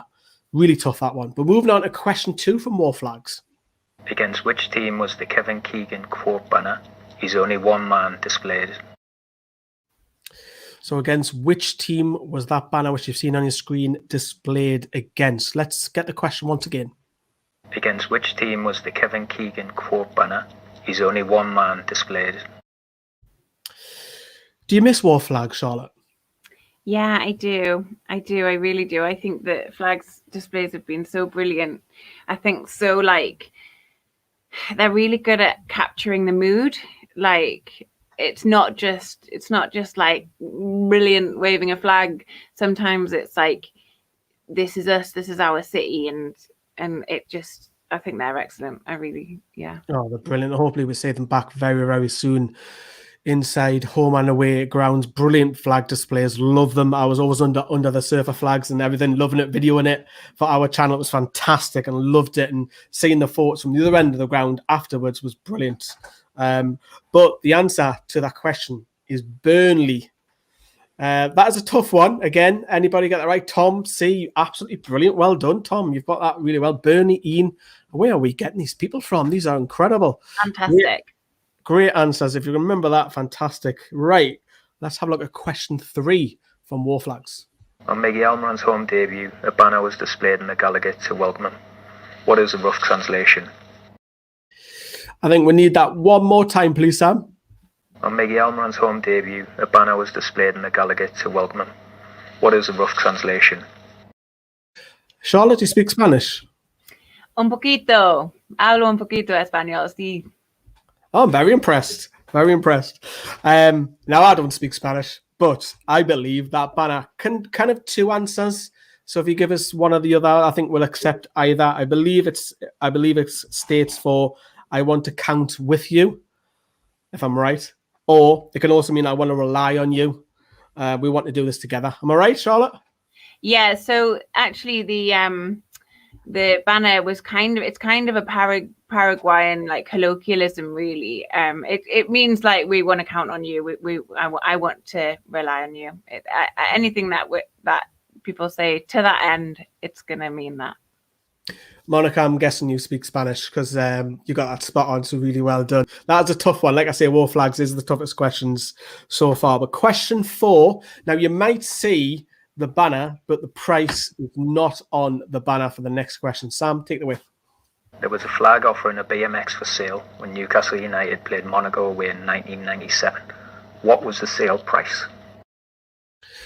So how much was the BMX up for sale? Let's replay that again. There was a flag offering a BMX for sale when Newcastle United played Monaco away in 1997. What was the sale price? I mean, we could just throw numbers out there. I mean, when I looked at the banner, I thought, oh, what was the price again? It's a famous banner, Monaco away. But let's see if any of you have got this right in the comments. So we want the price. Oh, you can near enough to the price. We'll accept that as well. Anybody, Sam? Anybody getting this right or wrong? £42, Holly? Wow, Holly. Nice. Well done, Holly. She's done that fantastic well. £42 is the exact fee. £42, 42. Yeah, well done, Finley. That's quite cheap for selling a BMX. £42 back in the day. Neil the Magpie, 42. Yeah, incredible. Really well done, guys. Well done. The next one, question 5 from Wor Flags. Back in the day, in what minute was the flag in the Gallowgate corner lowered to remind fans and players how long was left in the game? So what minute back in the day was the flag risen to remind people of how long is left in the game? Let's replay that because the flag is at the top left. Back in the day, in what minute was the flag in the Gallowgate corner lowered to remind fans and players how long was left in the game? I didn't know this at all. So something interesting that I've learned from this one as well. So there used to be a flag that was raised at St. James Park to tell everybody how long is left in the game, which was interesting. So please fire away in the chat. What is the answer? How many minutes are left, or how far into the game was the flag raised? We'll accept both of those answers. Do we have any, Sam? Right or wrong? Please display. 80 minutes is John Hogg. 80 minutes is Finley. I am very impressed. Neil the Magpie, I am very, very impressed. 80, yeah. You've all got that spot on. I didn't know that. I'm not going to lie. That was interesting. So maybe electronics weren't around back and then. And the flag was, right, we've got 10 minutes to score a goal. Yeah. Well done, Billy. Really well done. Question 6, please, Sam, from Wor Flags. How many flags were used in our first ever display against Huddersfield Town? So how many flags were displayed? Sam, question again? How many flags were used in our first ever display against Huddersfield Town? Now that picture alone has a few, but you can think about the first display. It was hyped up, was talked about for quite a bit. So we'll accept to the nearest 10 for that one. But again, Wor Flags, fantastic, and we do miss them, even since they carried over from the Gallowgate flags as well. So how many flags for the very first display? The answer is 475. Did anyone get it? That's a tough one. Has anyone got that? Anyone got near to the answer? 500. That's a good shout. That's probably the closest that we've got. Good work, only 40. Yeah, really well done, mate. Really well done. And the last one, which is probably the toughest, because we want a few names on this one. We might replay this one 3 times to give everyone thinking time. Sam, please play it. Can you name all of the players involved in our Legends display? So there's a clue. There's a few given away on there. So here it is again. Question number 7. Can you name all of the players involved in our Legends display? And if you remember, that Legend display had loads. It was going all the way along the Gallagher, if everyone can remember. One more time, please, Sam. Can you name all of the players involved in our Legends display? Right. It's a tough one, isn't it, Charlotte? It is a tough one because you're gonna get a few for sure. You're gonna remember a few, and you're gonna have an educated guess on who's gonna be in a Legends display. But can you name them all?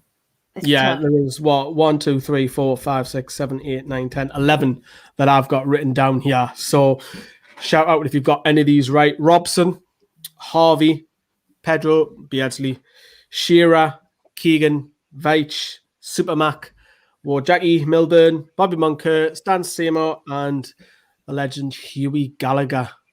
So well done if you've got all of them. It's a good effort, Gaz. You've got 6 there. Ian, you've got 4 there.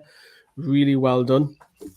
And that was by far the hardest of any around, and that is the end of Wor Flags. And we've got some big names coming up in the last two events. Well, 2 teams, 2 groups, if you want to call that, which of course is the foundation and the police. But before we do that, of course, we've been talking about mental health quite a bit tonight. And again, please do reach out. And if you go to a doctor, a lot of the questions that you might come across, and Selena, who's a local GP, kind of guides you of what the questions are if you go and seek help. And it can be a daunting experience, it can be scary, but here is Selena on how it goes.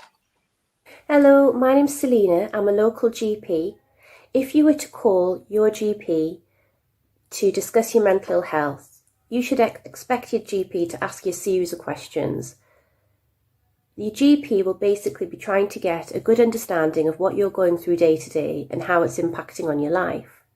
They will want to know how long you've been feeling the way that you have, and also how you're managing to look after yourself in terms of showering, brushing your teeth, taking and preparing your meals. They will want to know how it's impacting on your responsibilities. For example, whether it's having any effect on the way in which you look after your children or do your day-to-day job. Your GP will want to know if you're using any alcohol or drugs whilst you've been feeling unwell or in the run-up to feeling this way. And in order to understand the severity of your mental health, they will want to know if you've been having any thoughts or any plans to either self-harm or to take your life. All the questions, although very personal and could feel intrusive, are just for the GP to understand how you're feeling, and so that they can help and support you better through your mental illness. So thank you very much, Selena. So if you are thinking about going to your doctor, hopefully that reassures you of what type of questions are going to be coming for your mental well-being. But again, there's plenty of help, plenty of links in the description. I'm banging the drum. Use the hashtag Be a Game Changer and get involved in the discussion. And the lovely Charlotte is going to be taken back over for all the foundation. I am indeed. Just before I do, I just want to say that I think it's really important what Selena, the GP, was saying there. I think if you can think about that in relation to people in your life as well, who maybe you're thinking, are they okay? You think about their are they cooking their meals? Are they doing things like that? Those sorts of questions are things that that maybe would ring alarm bells in friends and family of those who are struggling. So it's worth having that on your radar as well, I think. So really helpful to have that videos. Thank you, Selena. So the Newcastle United Foundation, who are doing this Be a Game Changer campaign, are also part of this wonderful quiz and have really pulled out the big guns, I think, for this, to get special people from across the country, really, to ask you guys some questions. So without further ado, I will start with Gabby Logan.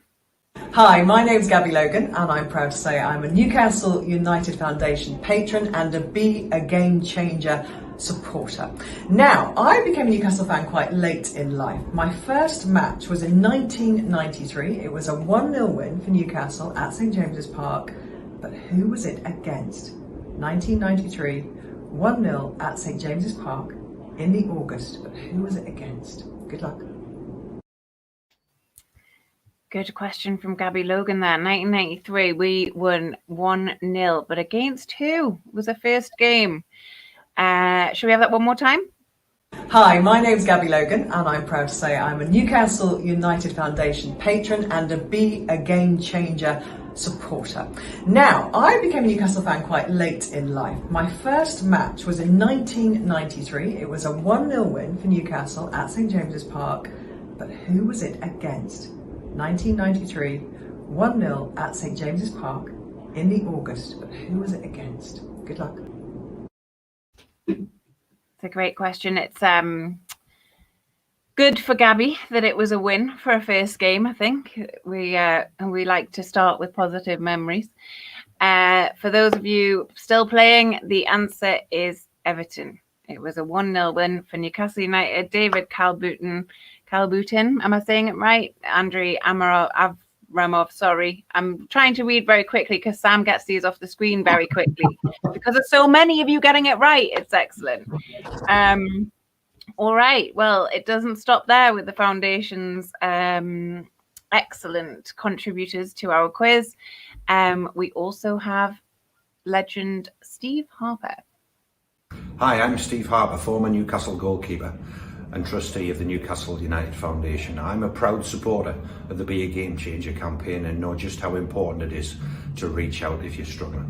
My question is, a long time ago, against who did I make my Newcastle United debut in November 1998? November 98. Who did Steve Harper make his debut against for Newcastle United? Long time ago. But I'm sure there's honestly, like, everybody on the comments are getting so many more right than I ever thought people would. So I have every faith in you guys. The answer, Steve Harper's debut was against Wimbledon. No longer with us, unfortunately. Rebranded. Yeah, not with us. I think did they not? Yeah, there we go. We've got people getting it right. Yes, yeah, not in the league anymore, but that's came back as Milton Keynes, didn't they? Milton Keynes Dons. So yeah, I'm sure that there's been a new ground built for Wimbledon, or they're trying to start up again. But I've only really seen that in the periphery. I haven't really paid enough attention. Well, let's keep on the theme of goalkeepers. And Big one. Yeah, this is great. My personal favourite. I've got my shiny here. Martin Dubravka, you guys. Hi, it's me, Martin Dubravka, and my question is, how many first-team appearances have I made for the Newcastle? There he is. This is my Martin Dubravka, of all people. He's my favourite player. I love him. This is a Match Attacks card that Alex from True Faith gave me for my birthday one year because he knows how much I love him. Sam, may we have it again and again and again? Hi, it's me, Martin Dubravka, and my question is, how many first-team appearances have I made for the Newcastle? How many first-team appearances has Martin Dubravka made? It's a great question because last season he played every minute of every game. So how many has he made? The answer is 94. 94. Did we get people getting it right? Maybe. You might have a lot of people say 92 because that's how many league games. Oh, not far. Oh, Finley, look at you. Well done. All right. Sticking with the legends, the Newcastle United legends feel. And I did tease you with this earlier, but we now have a question from Shola. Hi, I'm Shola Amiobi, former Newcastle United player, proud patron of the Newcastle United Foundation and a supporter of Be a Game Changer campaign. My question to you is this. Through my time in Newcastle, I picked up the nickname the Mackham Slayer. But how many goals did I actually score against Sunderland? Picked up the nickname the Mackham Slayer, but how many goals did he score against Sunderland? Also, how cute was that, where he was like, former Newcastle United player, as if any of us needed reminding, but thank you very much. Somebody's written the Phenom Pele, love it. How many goals did he score against Sunderland? Do you know? The answer is 7. And there's also spot prize. Oh my God. So Sam has the power to select somebody in the live chat. Who is it, Sam? Did anybody get 7? Just hit 7. Just hit 7 send and you could win a prize. Yeah, there we go. Michael Ashby. There you go. Michael, if you would be so kind as to go on the Newcastle Fans TV Facebook page, drop them a message, and we will get you your goodie bag. Well done. Well done. Moving on, we have a question from Brooke Cochran. Hi, my name's Brooke Cochran and I'm the captain of Newcastle United Women's Football Team and a proud ambassador of Be a Game Changer campaign. My question to you is, when was Newcastle United Women's Football Club founded? Fantastic to hear from not just members of the first team or ex-first team of Newcastle United men's, but the captain of the women's team as well. Absolutely brilliant. Question there was, when was the women's team founded? Do people know? The answer, if people got it, it was a great year for births, 1989. 1989, yeah. 1989. Did anyone get it? Did we get that? It's quite late in the day to be formed, isn't it?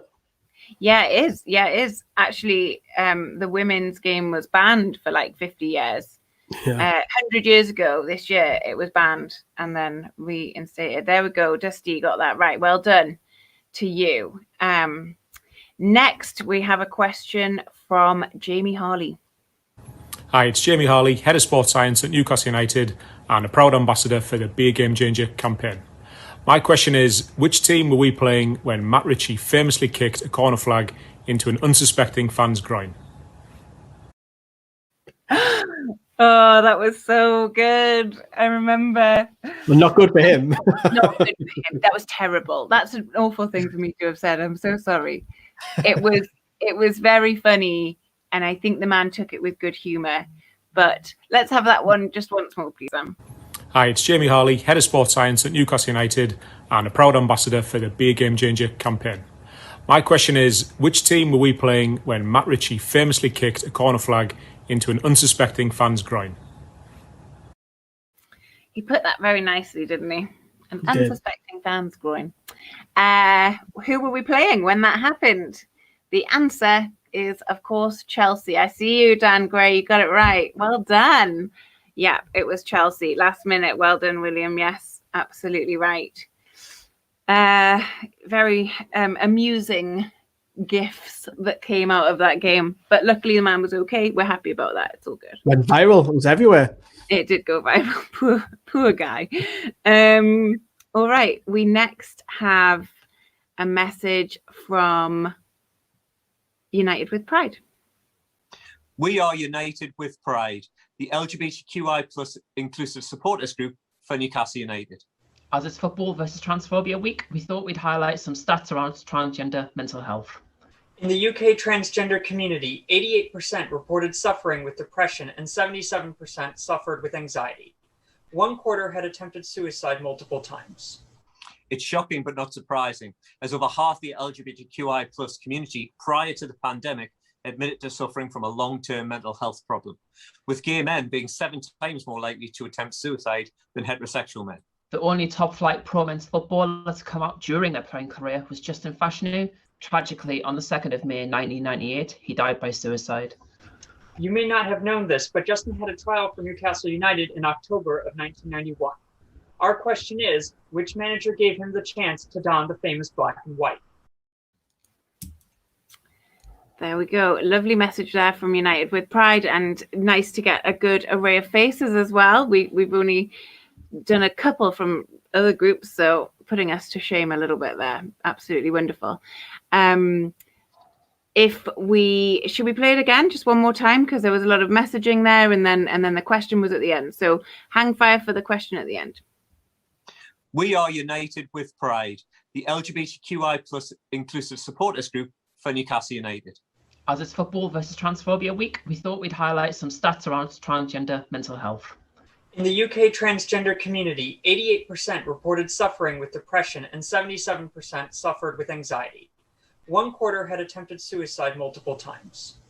It's shocking but not surprising, as over half the LGBTQI plus community prior to the pandemic admitted to suffering from a long-term mental health problem, with gay men being 7 times more likely to attempt suicide than heterosexual men.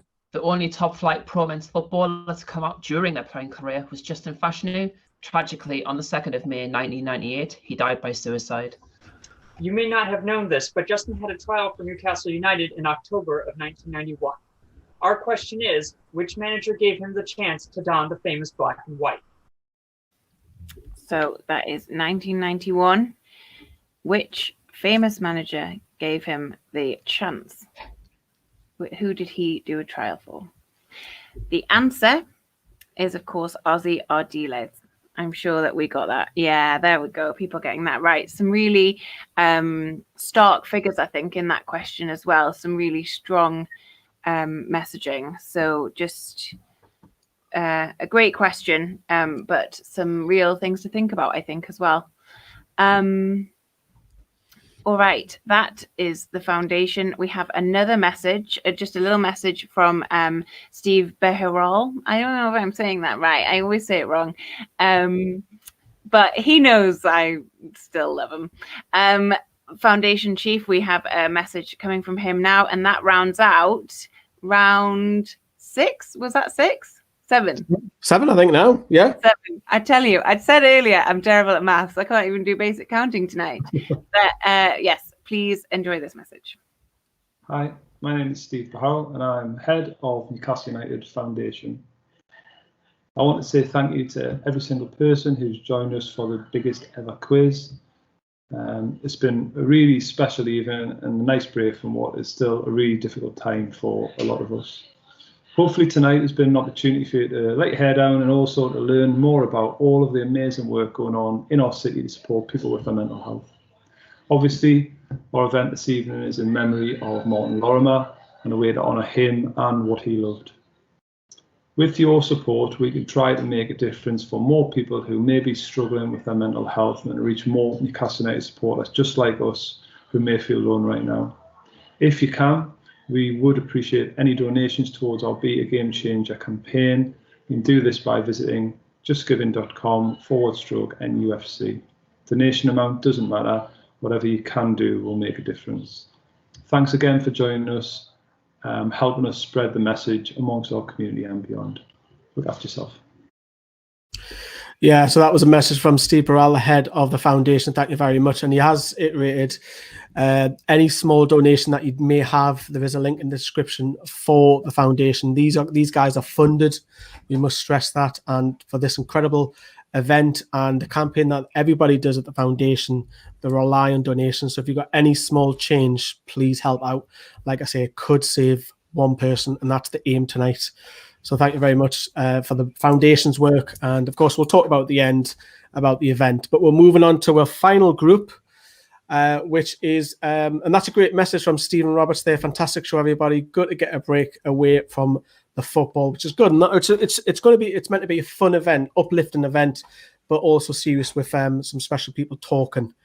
And we're moving on, as I say, to the police. And I've got you for this round. And Hayley Lorimer, who opened up the show with a really, really heartfelt message at the top. She has a question for you all. Take it away. So here's the first question, and this one's for you, Martin. Who scored the 3rd goal against Man United in the away 5-0 victory? Good luck. We'll get this one more time, please, Sam. So here's the first question, and this one's for you, Martin. Who scored the 3rd goal against Man United in the away 5-0 victory? Good luck. Now, most Newcastle fans should be getting this question. So 5-0 against Man United, but who scored the third goal? Surely we've got some correct answers once more. 100%. We've got to, there he is. Nick says Les Ferdinand. You were spot on. Sir Les says David. Yeah. Oh, Sir Les absolutely loves Les Ferdinand. And Tom, Les Ferdinand. Yeah. So, well done, Tom. We've got a clip from Les Ferdinand coming up shortly, by the way. So, yeah, absolutely love him. My first childhood hero. But next, we have a question from one of the dog handlers at the police. In March 1994, Kevin Keegan bought Darren Peacock for £2.7 million from which club? I think the dog's more excited than the police officer there. So cute! Very cute. One more time, please, Sam. In March 1994, Kevin Keegan bought Darren Peacock for £2.7 million from which club? So the question is, which club did we sign Darren Peacock? Not Gavin, but Darren.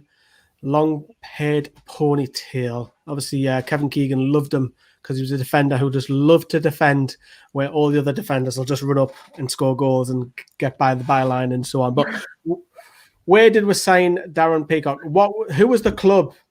And of course, the correct answer is Queen's Park Rangers, or QPR if you want to put it short. And the MAG 314 has got it spot on, so really well done. QPR, well done, Chris.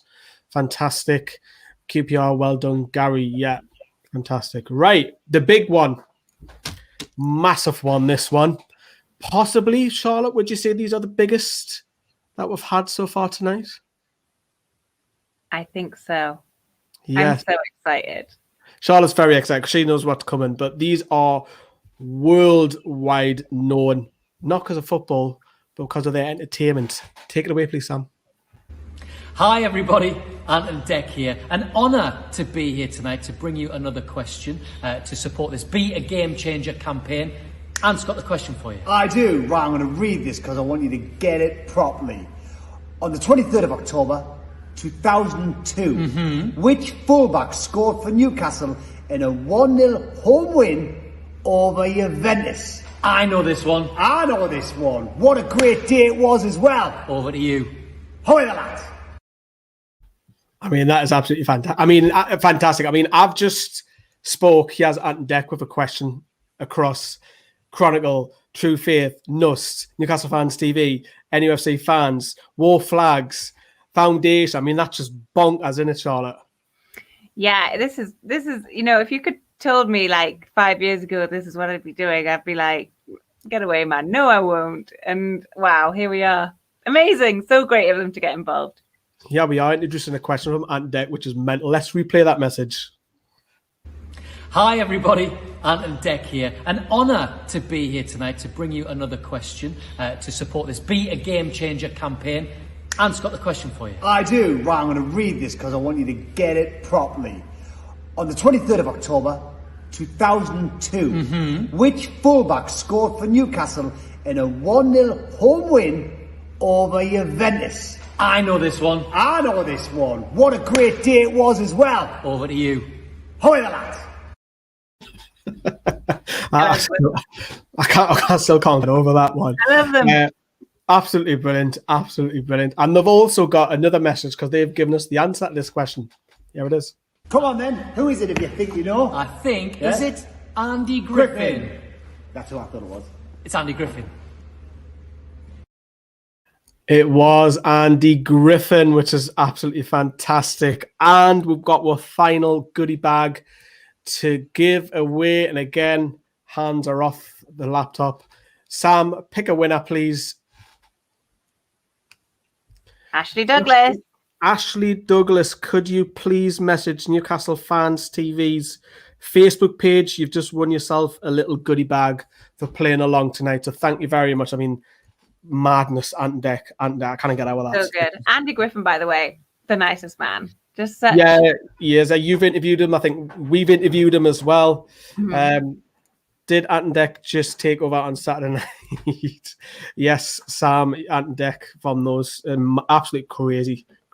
That's the pull of this kind of event, trying to help people. You've seen people from Alan Shearer to Ant Deck to journalists to presenters, you name it. That's why we're trying to push the message. #BeAGameChanger. Help someone by, you may never know, like I say, it could be a family member, colleague, anybody. It could be yourself. Have a look at the links in the description. Reach out. You could save a life. Moving on to the next question, and it's Kim McGuinness. Hi, I'm Kim McGuinness. I'm the Northumbria Police and Crime Commissioner. Throughout this pandemic, we've all been more aware of our mental health and making sure that we look out for others as well. Far too many people have spent a lot of time by themselves, and so I'm really glad that the Newcastle United Foundation and Northumbria Police are drawing attention to exactly this issue. So thank you for doing this and having this as your theme for your quiz. The question is, which goalkeeper played in goal in September 1997 when Newcastle beat Barcelona 3-2? I must admit, I don't know the answer. So Kim doesn't know the answer. Remember the game pretty well, don't we, Charlotte? We certainly do. What a night. Yeah, Keith Gillespie down that right wing and Tino Asprilla leaping like a salmon. What a team. We also, I've spoken with Keith a few times, and another lovely guy. Just a great, we do attract some good ones. But yes, what a night that was. Just don't ever ask him if he played in the cup final, because one of our lot did. No. I'll say nothing more because he might get a bit upset he's controlling the show. Johnny's going to enjoy that one. Right, but the answer, of course, is Shay Given. What a goalkeeper. Lee Cuthbert's got that right. Charlotte, is he the best goalkeeper you've ever seen? Okay, I have shown my hand already with my shiny card. Shay Given was amazing, though. I'm a big goalkeeper. I've realised, through my loving of Dubravka, that I'm a big goalkeeper fan. All my Facebook statuses, which I mentioned earlier in the show about Tim Krul. I loved Shay Given as well. I loved Pav. I think I'm a bit of a goalkeeper fan. Love Shay Given. Best goalkeeper in the last 30 years for me. Moving on to another question from the police, and this is from Winton Keenan. My name's Winton Keenan. I'm the Chief Constable of Northumbria Police, and I'm really proud that we're involved in this quiz. As a dedicated local police service, every single day, Northumbria Police comes into contact with and provides help to people suffering a mental health crisis. The North East is, of course, renowned for the way we care about each other, but now really is a time to recognise there's always more we can all do personally to identify and tackle mental ill health and help make the lives of others the best they can possibly be. I would like to personally thank Martin Lorimer for allowing us to host this event in memory of her brother Martin. I've heard an awful lot about him, and I'm sure he would know the answer to this particular question. How many goals did Andy Cole score for Newcastle United during that very famous Kevin Keegan entertainer season, 1993 to 1994? Yeah, so it's a fantastic question. And of course, he has thanked Hayley Lorimer for allowing us to dedicate tonight's event to her brother Martin. But the question was, how many goals did Andy Cole score in that famous 93-94 season? And it was loads, tons and tons. The man was on fire. And of course, Charlotte, do you know the answer to this one? I don't. And you know what? This was on one of the questions that I did a prep to quiz last year for True Faith. And I know that this was one of the questions and I can't remember the answer and it's killing me inside. It is very high. Can we display some right or wrong answers, please, Sam? The right answer, of course, is 41 goals in a season, man. That is just incredible. It's crazy. It is. Andy Cole in the mid-90s, well, early 90s to mid-90s was a man on fire and should have won a lot more England caps without a shadow of a doubt. But England had a array of talent up top. But yeah, 41, really well done. And the next one is a guy who has helped push and organise all of tonight as well. We'll talk more about him in just a moment, but here is Andy's question. Hi, I'm Andy Hyde. I'm a police officer for Northumbria Police. For the last 3 years, we've organised Northumbria Police's biggest coffee morning in Gateshead to help tackle loneliness in the community. I'm very proud to support this event, so good luck tonight, everyone. Enjoy taking part. The question I want to ask to you all is, Newcastle United signed Peter Lovenkrands on a free in 2009. but which club did he play for before he signed for Newcastle United? Good luck. So, question then. We'll replay it once again to give everybody thinking time. Hi, I'm Andy Hyde. I'm a police officer for Northumbria Police. For the last 3 years, we've organised Northumbria Police's biggest coffee morning in Gateshead to help tackle loneliness in the community. I'm very proud to support this event, so good luck tonight, everyone. Enjoy taking part. The question I want to ask to you all is, Newcastle United signed Peter Lovenkrands on a free in 2009, but which club did he play for before he signed for Newcastle United? Good luck. Charlotte, I'm just singing the song. We've got him on a free. Stuck in my head. Got him on a free from Germany. Peter Lovenkrands. I can say Germany, can't I? I can say Germany. Yeah, so there's a big clue. Yeah, which club did we sign him on a free from Germany? What was the answer? Please get your comments in as well. It's a club that's struggling a little bit in the Bundesliga, but the correct answer was Schalke. As the song goes, we got him on a free from Germany, which goes around the way grounds quite a bit. Yeah. So well done, Trotter. Well done, Andy Robbo, 79, Schalke as well. So fantastic, really well done. But just want to highlight Andy because he has helped push this event massively tonight. Me and Andy go way back since being kids. We used to play football. Andy, sorry, you weren't very good at football. You won't thank me for saying that, but used to, even back then, Andy used to organise our two local teams back in Wrighton, which was great when we were kids. Used to go past them, skin him a few times. It was great. But on tonight, Charlotte, I mean, the work that he's done just on this alone, and if anybody's watching from the police, give that man an award or a pay rise. I'm singing your praises here, Andy. Please, because that man has done an absolute wonderful thing tonight. All the organisation behind the scenes, hasn't he? Yes, absolutely. The unity that you are seeing here across the bottom of the screen, all these different media outlets, fan groups, charities, the police, this is Andy's doing. He got us all together. He's been, on top of this quiz. He's made sure that we've had meetings about it. He's put so much of his own time and effort into it because he really, sees firsthand, I think, on the front line of how bad it can be for some people. And I think, he really wants to make a change and make a difference and got us all on board and has worked so hard. So thank you, Andy, for getting us involved and for your work behind the scenes on this. Kind of disagree. I have to fully agree on that. He's just absolutely fantastic. And the passion that he's got for this as well. WhatsApping me, emailing me. Sometimes I was getting sick of him, but in a good way, because he was showing the drive and the determination for this event. And yeah, Andy, thank you very much for putting all of this in, and massive credit to Andy Hyde, part of Northumbria Police. So thank you, mate. Right, and this one's going to take the heartstrings for me next, because this is a man who I absolutely love. It's Sir Les Ferdinand with a question for you all. Take it away. Hi to an army. This is Les Ferdinand. I've been given a script to read, but it's far too long to remember all of it. So I'm just going to add hoc here, and hopefully you get to where I want to be.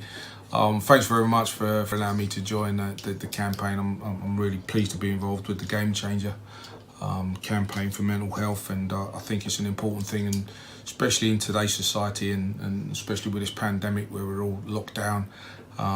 The one thing I would say is, if you need help, please ask for help, because there's loads of people out there willing to help you and help everyone. So don't be afraid to put your hand up and ask if you need help, because we're in a time where everybody needs help. Anyway, I hope all of you are having a great evening, and you do have a great evening. But I've been asked to ask you a question, and it took me a little while to answer this myself, all of 2 seconds. But the question is, after making my debut or signing for Newcastle in 1995, the question is, which team did I score my first Premier League goal against? Absolutely love Les Ferdinand. Honestly do. You Les sound Ferdinand. Oh yes, love him so much. Love Les Ferdinand. Absolutely love him. And there was a bit of a clue on one of the questions earlier on, because Warren Barton had a very, very similar question and both have the same answer. So if you were clued on a little bit earlier with Warren Barton's question, it's exactly the same team.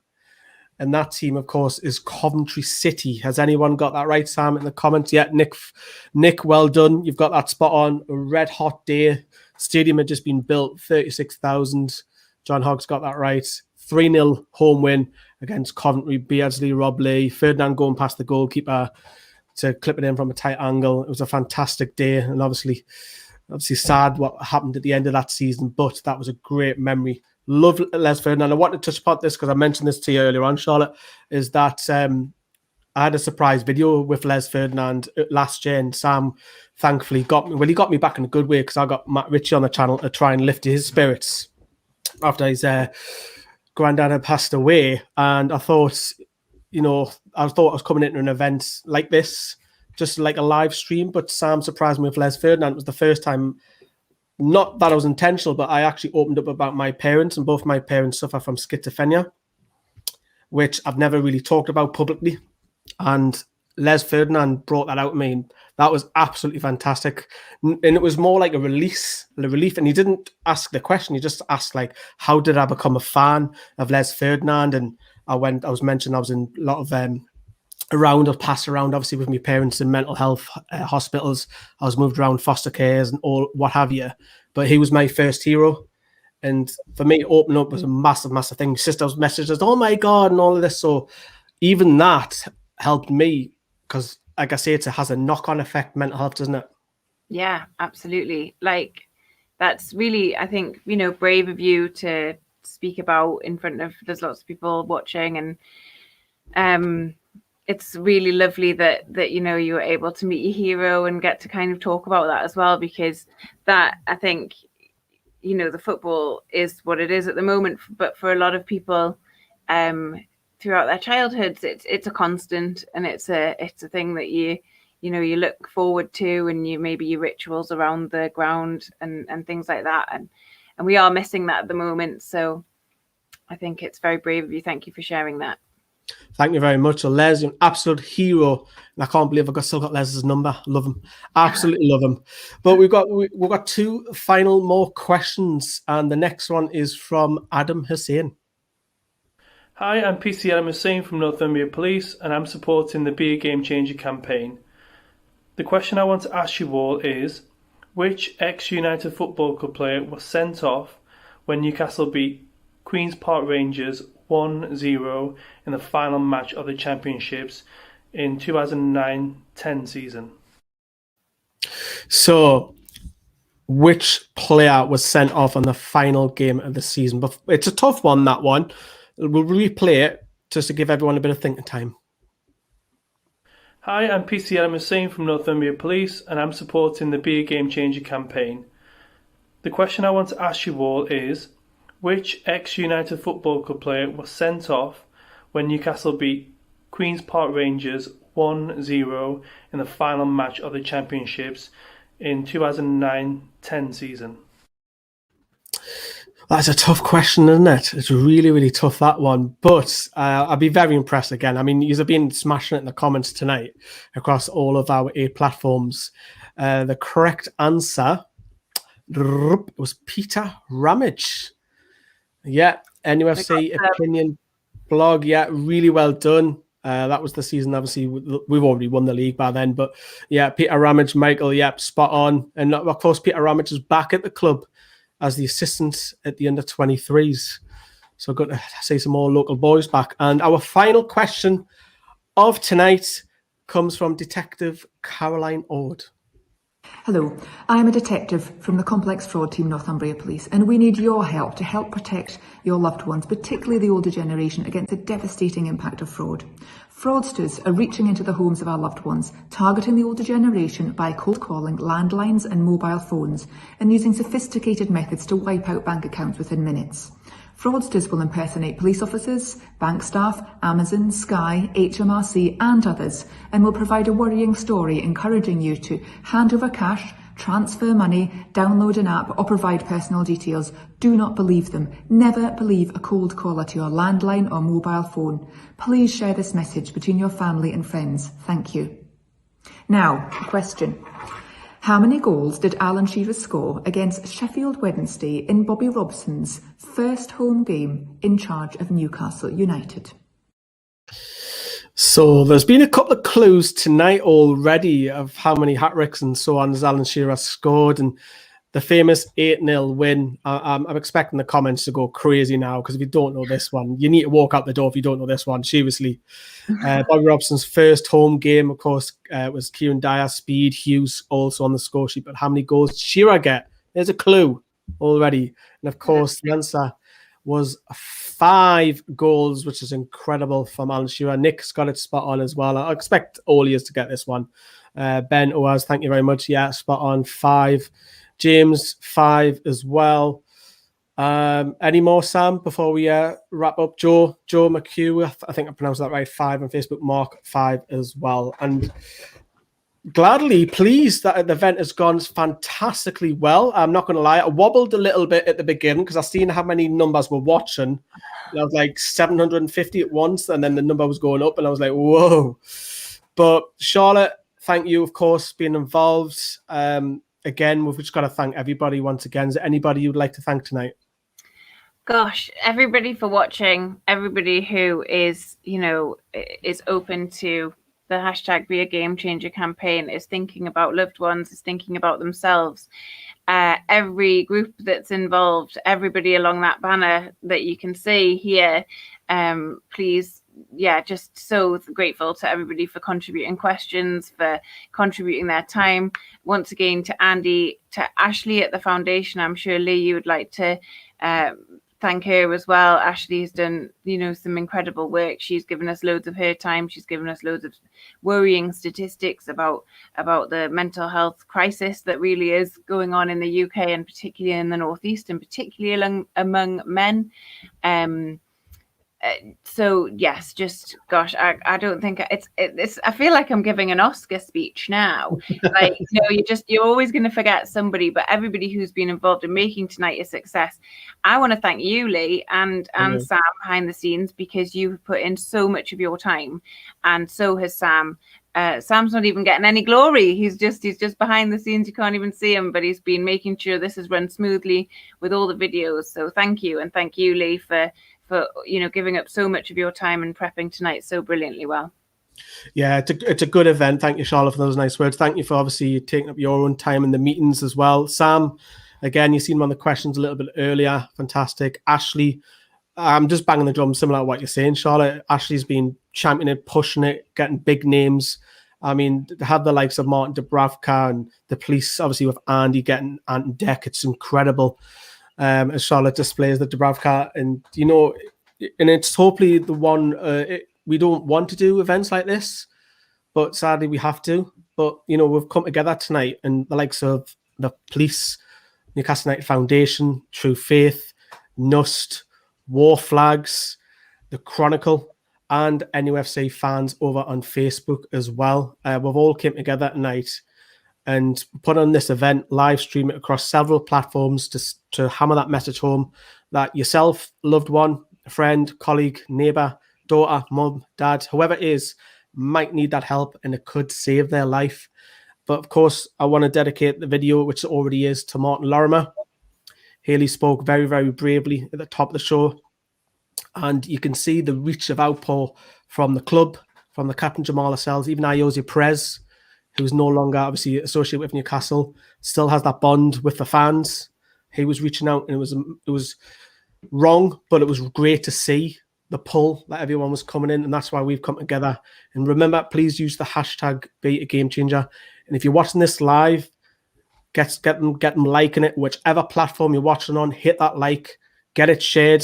And remember, it can save 1, it could save 10, 50, 100 people. That's the aim tonight.